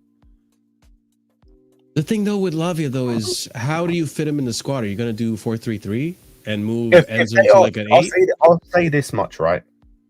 And obviously, this depends on what happens with Caicedo going forward, because I think today was a big eye opener in terms of the defensive side. In terms of, he reminds me so much of Kante. In terms of, there are so many aspects to his game that are really good, but one area that seems to be lacking, especially from this game, is his positional awareness. In terms of, he gets dragged out way too easily out of position, which Kante used to do. Like Kante always used to follow the ball. The thing with Kante was he was elite level tackler. So like more often than not, if he followed the ball, he won it. Whereas I don't think Caicedo's quite there yet. And so with Lavia, I'm yet to be convinced he can be a DM, especially a lone DM, which he'd have to be if we played the midfield three. I think we will, of Caicedo, Lavia, and Enzo. In which case, I don't mind Jackson. If Nkunku's going to play up top, the only way I'm okay with that is if we then play a midfield three of Lavia as a DM and Enzo and Caicedo ahead of him. But then would Gallagher, would Enzo or Caicedo offer what in terms of pressing Gallagher does, which we know is key. Yes, Caicedo would. Yeah, definitely. Yeah, Caicedo. And also, for sure. Also, you can get that from other areas. Like this is, I said this on the preview with Daps that we did on Lewis's channel, where like people need to understand. Do people understand, by the way, in that City team who does the quote unquote dog work and pressing that Gallagher gets praised for? Bernardo? Yes, Bernardo Silva, who's one of the most technically gifted players in the Premier League. So you don't have to be this like this like you. It doesn't have to be one or the other. Like the goal that we scored against Blackburn, the second one, that came from Palmer doing that pressing. It came from Palmer pressing up high and winning the ball, and it's forcing a transition. So you can get Palmer to do that as well. Palmer likes coming inside, especially if you're going to have Reece playing, and he's always overlapping. You've got Palmer who likes to drift inside naturally a bit more. Like he can do that as well. Like you I might have an agenda, but Jackson as well. So yeah, but like the thing is Nkunku as well. Nkunku's just come from a press-heavy system, like not as heavy as the Red Bull system is elsewhere, but still a fairly press-heavy system. Sure, like he can do it. You can be coached to press well. You don't have to, just because you run around does not mean you press well. There was a point, like I think it wasn't last season, it was the season before. The season after we won the Champions League, where at one point in the season, our best presser was like Ziyech. Facts. In terms of the amount, like the person who got like the most pressures per 90 to the ball. The best, I think the top three, everyone talked about how good Mount was at doing that. He didn't even make the top three. I think our top three at the time was Ziyech, Hudson-Odoi, and someone else, maybe Havertz. You can coach pressing, like you can coach that into a like that thing. You don't have to have someone who just does that running around. So you can coach that into Caicedo. You can coach that kind of into Enzo to a lesser extent because he hasn't quite got the engine for it. But you, as long as you can coach it well, and you don't even have to coach that level of pressing, just cut off passing lanes, and that does the kind of like a similar job. So like you can have that midfield work in terms of the pressing side of it. Yeah, and I would like to see again. I'm discussing this in terms of the Nkunku discussion and Gallagher without having seen much of Nkunku. So I want to see Nkunku, and I'm sure Nkunku's gonna, impress a lot. And then we don't even need to have this discussion anymore. It's clear that like Nkunku plays over Gallagher. But like I am going to say, go ahead. Just before you go, I just want to say that with the two guys coming back when they are fully fit, when everyone is fully fit, by the way, there should be no world in which Gallagher starts. And that's not me trying to run agenda. That should be, we bought two players that can play in the same position he does, or similar positions that are better than he is. Technically speaking, are better than he is. So there should be no reason why he plays. But I will also add to that, though, is that when these Lavia and Kuku come back, guys, our team looks stacked. Like, we look like we have a really good team. Someone said it as well, even when like Carney comes back, that's another option off the bench that we've got in that number 10 position, which is another guy, by the way. Again, that's another person for me in the number 10 who can be coached to do the pressing stuff that Gallagher does. And I think on the ball is way better than Gallagher. We saw that in the game that he played as a 10, the West Ham game, and we saw it in aspects of the Liverpool game. So, like, again, just there's a lot of talent coming back. But yeah, as I said, exciting. And this isn't me saying, by the way, Gallagher should be sold.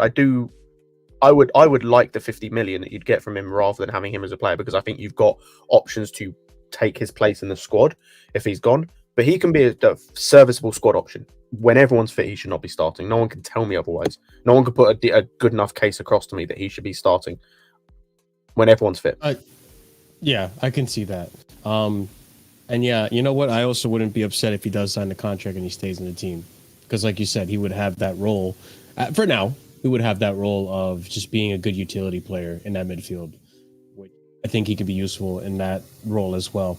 But okay, I think we're done. Look, this was a good game. There was a lot to break down, a lot of goals, a lot of performances to discuss. And yeah, we only have to wait until next Saturday for the next game. So I feel like this international break, at least it feels a little shorter than the last one. So hopefully it goes by quick. We will have content rolling on the channel despite the international break. I will come up with creative things to discuss and show you guys during the international break. We will also have a Casually Chelsea show, of course. But that being said, we're going to go ahead and raid out Sarcasm City, who is going to start his stream very shortly. So go ahead, show him some love. He's going to be discussing the Chelsea game. I might actually ask to make a cameo. Who knows? But yeah, check it out, guys. Copy and paste that raid message over to his chat so that he knows where you guys are coming from. But as always, guys, thank you so much to everyone. Thank you so much to the panel. Scott, Ziad, who made a cameo today. Chris, Oliver, Ahmed. Am I forgetting anyone? Oh yeah, Winter Surfer.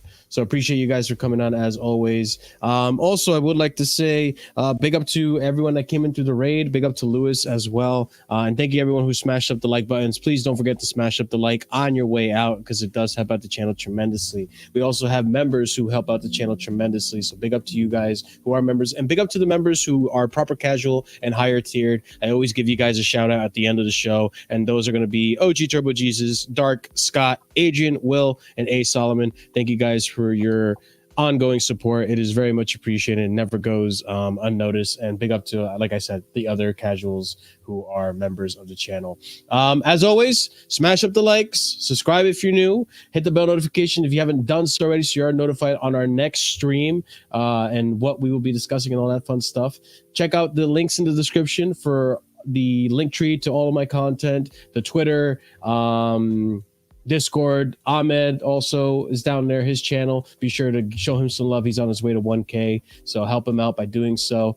And am I forgetting anything? Oh yeah, leave a comment down below. Let me know what you think about today's show. There was so much to discuss and so many things to bring up in terms of the Man City game. So great performance. I'm really happy with today's game, especially considering we were supposed to lose, and we did it. And we scored 4 against the best team in all of football. So big up to everyone. And I'll see you over on the Sarcasm City stream later.